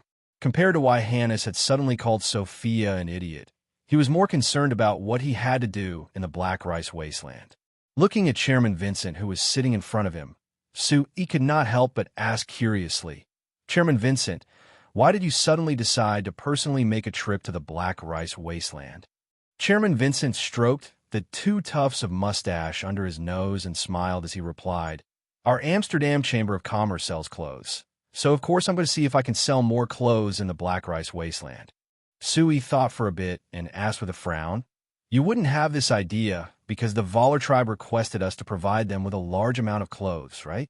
No, to be more accurate, I had this idea a long time ago. Chairman Vincent said, the beastmen have never had the ability to weave clothes, so they have always worn beast hides. I thought a long time ago that as long as we let them get used to wearing human clothes, then there would be a very wide market. But before this, even if the beastmen had any resources, they would only get salt, seasonings, and various ironwares from us humans. They have never asked for clothes. So I'm very curious. Did the beastmen suddenly change their temperament and want to learn how to wear human clothes? Sue laughed and waved his hand. Chairman Vincent, I think you're thinking too much. The reason why the Voller tribe requested us to provide them with clothes is because we bought the non-ferrous metal mine beside their tribe and paid them 500,000 gold coins. These beastmen have probably never seen so much gold coins before, so they don't know how to spend it. I think Chief Voller realized that he still had a lot of money left after asking us to buy a lot of necessities for him. That's why he thought of buying clothes. It's not that he's changed his personality. As for the other beastmen, it's impossible for them to have that much money, so it's impossible for them to think about it. It's okay. For things like clothes, once you put them on, it's very hard to bear to take them off. President Vincent smiled confidently. I can guarantee that once these beastmen wear the clothes of our Armani Chamber of Commerce, they won't be able to wear those dirty and tattered animal skins anymore. As for money, now that Chairman Sue has taken a fancy to the black rice wasteland, I feel that the beastmen will become rich like the dwarves sooner or later. You really think highly of me. Sue smiled modestly and then thought of another question. Speaking of the dwarves becoming rich, President Vincent, Canby complained to me a while ago. He said that when he and his dwarven brothers went to your Armani Chamber of Commerce to buy clothes, you didn't have a suitable model for them and could only make custom-made clothes. He even asked me if your Armani Chamber of Commerce discriminated against the dwarves and did this on purpose. President Vincent was stunned before quickly waving his hand and saying, No, no, no. Of course our company wouldn't discriminate against the dwarven brothers. As for not having a suitable model for them, this was indeed our negligence. But I think that Chairman Sue should understand, since the dwarves came to our company to buy clothes before were so few that it was negligible. Moreover, the dwarves' physiques are so special. I can understand. This time, I mention this matter to you because I want to remind you of it. Right now, our company has over 1,000 dwarven workers, and there will be more and more in the future. These dwarven workers and their families all buy clothes in Bana City. I've always recommended the Armani Chamber of Commerce to them, But if you don't consider clothes that suit the dwarves' physiques and habits, you'll lose a large group of customers. Sui said, "All right, I'll remember this." President Vincent nodded before saying in an emotional voice, "The current Banta city is changing too quickly. Before, there weren't even 3 dwarves in Banta city, and there wasn't even a single elf. Now that there are dwarves on the streets, and elves frequently, the people of Banta city are already making a fuss about them." Sui laughed. "So that's why this world is changing quite quickly. I'll take a trip to the falling rainforest later and talk to the Night Song tribe's elder. If nothing unexpected happens, you'll see even more elves in Banta City in the future. As for the dwarves, isn't everyone already used to it?" President Vincent looked at Sui and hesitated a bit before saying, "Chairman Sui, I wonder, can you help me with something? Please speak. You're very familiar with the elves now, right? You can even talk to the elven tribe's elder. Then can you help me with something and tell the elves that our Armani Chamber of Commerce is very sincere in inviting the elves to work for our company as our clothing designers?" President Vincent asked. Sui was a bit surprised. "You want to hire an elf to be your company's clothing designer?" "Yes. Moreover, it's not just one, it's as many as possible." President Vincent nodded before saying, "Other than clothing designers, I also want to hire several elves to be our company's clothing models to be our company's. It's young Miss Steele being the brand ambassador for your company and the Serene Chamber of Commerce." Sui looked at President Vincent in surprise before suddenly revealing a smile. "President Vincent, can I say that you stole my idea?" President Vincent laughed. "It's fine if you say it like this. Chairman Sui, you have such a good idea. If I don't know how to use it, it would be a waste." Sui shook his head with a smile. He thought for a bit and said, "I can ask the elders of the Night Song tribe for you, but I can't guarantee that they'll agree. Also, you haven't said what conditions you'll give them." "All right. Thank you, Chairman Sui. As for the conditions..." President Vincent pondered for a bit before saying, "As for clothing designers, our company's best designer has an annual salary of 1,000 gold coins. If the elves are willing to come, as long as they show enough talent in design, then their starting salary will be 500 gold coins. This can be increased in the future. As for clothing models and brand ambassadors, it's not easy to directly decide. It depends on the number of times they need to work and the amount of time they need to work. But I can guarantee that their annual salary won't be less than 300 gold coins." "Good. This condition is not bad. But you forgot the most important condition." Sui reminded. "What condition?" "That is, you have to use the Armani Chamber of Commerce's name to apply for a work permit for them." Sui said, "Compared to salary, the elves care more about obtaining a proper identity to live in our human society. This is no problem, but our company doesn't have any experience in this area. So I'm afraid we'll have to ask Chairman Sui for advice." President Vincent said. Sui nodded with a faint smile. "No problem." The caravan carrying a large pile of clothes stopped at the falling rain valley. Sui temporarily said goodbye to President Vincent and had him go to Samara Town to meet up with President Renersa while he entered the falling rain valley. Even though spring had yet to truly arrive, the falling rain valley was still filled with vibrant colors due to the exotic flowers and plants planted by the elves. The entire valley was filled with the sounds of various magical machines and the clanking of metal tools. Coupled with the constant chatter of humans, the entire falling rain valley was filled with vitality. Sui directly walked into the tire processing factory not far from the entrance of the valley. He first looked at the horse carriage tire production line before coming to a corner of the factory. There were elves, dwarves, and humans gathered here. There were a total of 10 people gathered here, and they were currently discussing several tires that were much narrower than horse carriage tires. "I suggest that the resin content of the inner tire should be lowered and some softening agent should be added. This will make the inner tire even softer, and it will be easier to fill it." The one who was holding the soft resin in his hand was the dwarf craftsman Bordeaux. This time the tire processing factory was designing the new tire according to Sui's request. The magic machine development workshop was moved over and was mainly responsible for the design of the tire rims. But if we add too much softening agent, I'm worried that once the weather becomes hot, the inner tire will soften. At that time, not to mention using it normally, it might not even be able to maintain its original shape. The one who spoke was a male elf named Ilden. He was the elf who had the best grasp of the resin processing technology out of the 100 elves in the tire processing factory. Of course, he had participated in the development of the new tire this time. This isn't a problem. If you're worried about adding too much, we'll experiment a few more times until we find the perfect ratio. We'll guarantee that the tire can work normally and can withstand high temperatures. The chairman has said before that we shouldn't be afraid of failure.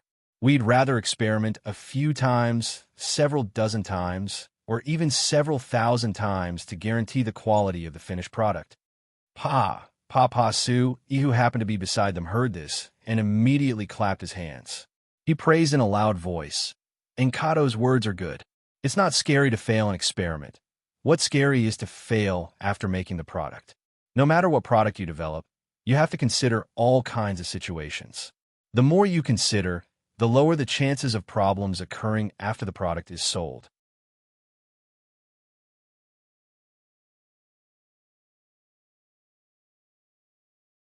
Chapter 300. President. President, you're here. Seeing Sui suddenly appear, everyone who was focused on the discussion immediately greeted Sui respectfully. Sui waved his hand and stopped Ankto from moving the seat. He picked up a tire that had already been formed and placed it on the ground, pressing down on it. Sui nodded with satisfaction when he felt the feedback from the tire that was less than his waist and less than 5 centimeters wide. Not bad. It looks like the whole thing has taken shape. Now you just need to deal with some details, and this tire will be considered a success. Hearing Sui's approval, everyone let out a sigh of relief. Bordeaux smiled. Only then did he have the time to ask, President, did you come here specifically to see this? No. This thing has gathered the best research and development elites of our Chamber of Commerce. I don't have anything to worry about. I just came here to take a look. Sui shook his head and suddenly asked Ilden, if other Chamber of Commerce offered you a salary of 300 gold coins a year, would you be willing to go? Ilden was stunned. 300 gold coins a year? That's less than 20 gold coins a month. It's not much more than what I get here. I'm doing well here, why would I go? Then what if it's 500 gold coins? That's a lot more than what you get here. Sui asked again. Ilden still shook his head. No, even if you give me 1,000 gold coins, I still won't go. I'm very comfortable in New Flyer. Whether it's the humans or the dwarves, I get along very well with them. I don't want to go to a new environment to adapt. Seeing Ilden's firm answer, Sui couldn't help but sigh. It looks like you elves really don't like to easily change your environment. Although I'm happy from the standpoint of the Frestac Chamber of Commerce's chairman, I'm afraid Elder Elugia won't be happy. Ilden slightly frowned. President, you suddenly mentioned this. Did something happen? Yes, because there's another Chamber of Commerce that wants to hire elves to work for their Chamber of Commerce. They're offering a salary of 300 or even 500 gold coins a year. Before I ask Elder Alicia, I want to ask for your opinion first, Sui said. But judging from your attitude, I'm afraid the other elves here aren't willing to go either. Ilden nodded affirmatively, yes. Then do you think Elder Alicia will be tempted by this proposal? Sui asked again. This? Ilden thought for a moment, then slowly shook his head. I can't guess the elder's thoughts. I think it would be better for Sir President to ask the elders personally. Sui shrugged. Looks like that's the only way. After discussing his requirements for the new tire with everyone, Sui left the tire factory and arrived at the most eye-catching steel mill in the Falling Rain Valley. In this empty space, there were currently 2 new steel furnaces being prepared to be made. As the New Flyers business kept expanding, there was more and more demand for various kinds of steel, adding in the urgent need for various kinds of steel from the Army headquarters and the large demand for the various kinds of steel from the New Flyers steel mill from the other companies of Banda City. The steel production of this steel mill gradually couldn't satisfy their needs. Chief Saluka and Chief Monto had already proposed to Su-yi to build a few more steel furnaces to increase the steel production of the steel mill. Although Su-yi already understood this trend, he didn't rashly agree. After confirming the cooperation with the army headquarters, he investigated the various companies of Banda City, especially the companies related to magic machines. After making an accurate estimate based on the results of the investigation, he decided to build 2 steel furnaces at once. When these 2 furnaces were put into production, the steel mill would produce close to 200,000 tons of steel a month. According to Su-yi's estimates, it should be enough to satisfy the needs of the army headquarters in Banda City for close to 2 years. If they could produce 200,000 tons of steel, just this steel mill alone would earn close to 8 million gold coins a month. Although after taking away the cost, there was still around 1 million gold coins in the end, this was still a terrifying number. It had to be known, even if the income from the various household magic machines of the new flyer were added together, it was only around 300,000 gold coins a month. Of course, the household magic machine department's profit couldn't compare to this small steel mill. That was because the new flyer's household magic machine market was mainly in Banta City and the surrounding cities. As the household magic machines entered the Walmart Chamber of Commerce and began selling them in all parts of the Lampari Kingdom, the market would increase by several times and their profits would explode. Not long ago, the Walmart Chamber of Commerce had placed a large order with the household magic machine companies in Banta City for a total of 3 million gold coins. In this order, the new flyer naturally took the largest share, with a total of 1,800,000 gold coins. As for the remaining 1,200,000 gold coins, it was divided among the other companies. This was because the household magic machines had just been introduced in the Lampari Kingdom, so there were many people who hadn't accepted this new thing yet. According to what Hank Wilson, who came to discuss with Su-yi last time, the household magic machines had received a very good response in the kingdom. This was why the Walmart Chamber of Commerce had decided to place a large order with a total of 3 million gold coins for the household magic machines. Actually, according to Su-yi's estimates, an order of 3 million gold coins wasn't enough to satisfy the needs of everyone in the kingdom.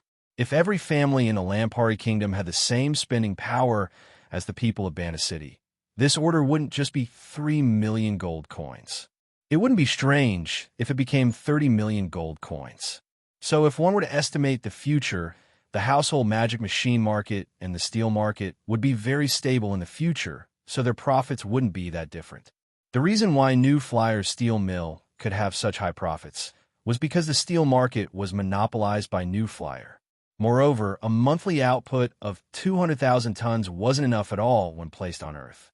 It could only be considered a very small-scale steel mill. It couldn't compare to any steel mill on Earth. In short, whether it was the household magic machine market or the steel market, Su-yi thought that they had wide prospects, so he wasn't worried about New Flyer's development. Beside the new furnace, Su-yi wasn't surprised to see Chief Saluka and Chief Monto. But after seeing them, Su-yi's first question wasn't related to the factories in the Falling Rain Valley.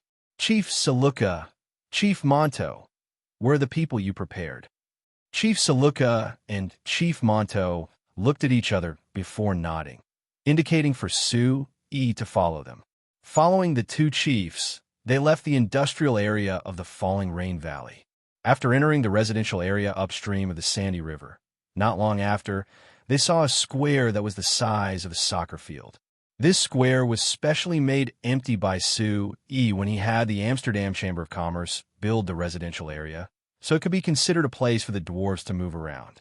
Now that he was in the square, Su-yi saw rows of dwarves with their upper bodies bare.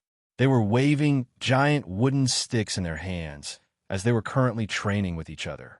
Hearing the crisp pa-pa-pa sounds of the wooden sticks striking the upper body muscles of the dwarves, one would know that these dwarves didn't hold back even during their training. Every strike was extremely forceful. Su-yi was certain that if it was him who went up with his physique, he would be half dead if he took a single hit from that stick. These are the people you've finally decided on?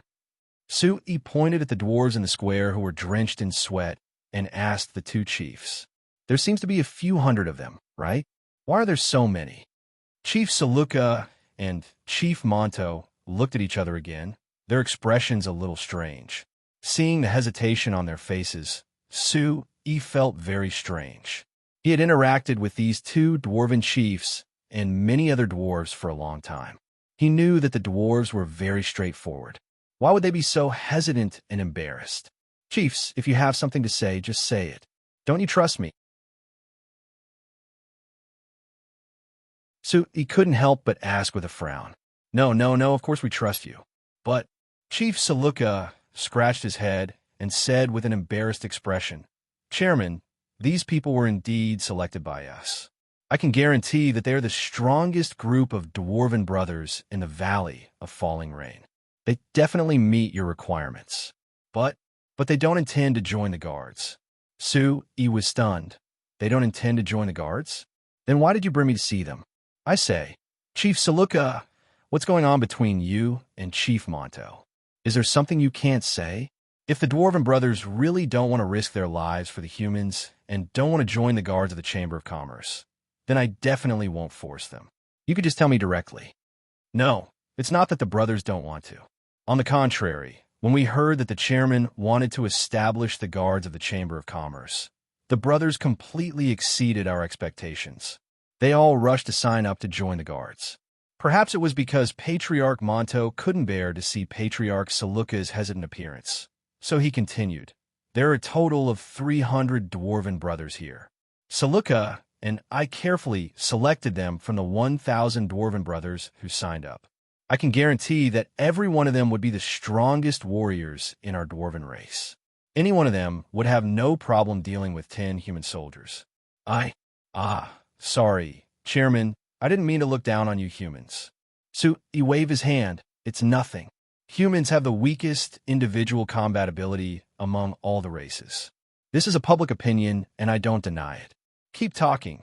Since the Dwarven brothers are willing, why did Chief Saluka say that they don't intend to join the guards? Chief Monto hesitated for a moment before nodding vigorously as if he had made up his mind. He asked Chairman, I heard. The 50 elven warriors of the Night Song tribe also didn't join the guards. Instead, they are working for the Chamber of Commerce as mercenaries? He nodded. That's right. Elder Alicia clearly told me that the elven race wouldn't be willing to be used by humans. That's why she sent the 50 elven warriors as a form of cooperation. Those elven warriors aren't my subordinates, and I don't have any specific authority over them. At this point, he suddenly had a flash of inspiration as he suddenly understood. The two chiefs, you don't want our dwarven brothers to lose to the elves, so you don't want our dwarven brothers to join the guards, right? Chief Saluka and Chief Monto both stared blankly at the same time before bitterly smiling. Chairman, you're too sharp. Chief Saluka said with an awkward expression. That's right. Since the elves aren't joining the guards, then if we dwarves join, I'm afraid that our brothers won't be able to raise their heads in front of those prideful elves. That's why I discussed it with Chief Monto. Should we let our 300 brothers work as mercenaries? But Chairman, don't worry. We won't be like those elves, only saying nice words. You have complete authority over these 300 warriors, so they can do whatever you want. Seeing the nervous smiles on Chief Saluka and Chief Monto's faces, Sue couldn't help but laugh. These dwarves were so straightforward that they were cute. Weren't they just trying to save some face in front of the elves? It wasn't a big deal, so why did they have to look like they had done something wrong? All right, that's simple. Let me think. How about this? We'll use the names of the two chiefs to create a Falling Rain Valley Dwarven Guard. This Dwarven Guard will only protect our Dwarven brothers in the Falling Rain Valley from outside attacks in name, while also ensuring the safety of the Falling Rain Valley. But in reality, they will also be under my command. What do you think of this arrangement? Chief Saluka and Chief Monto looked at each other again before nodding at the same time. You're tuning into the Warrior Lore YouTube channel. Don't forget to subscribe and join us on this journey to catch the most captivating stories.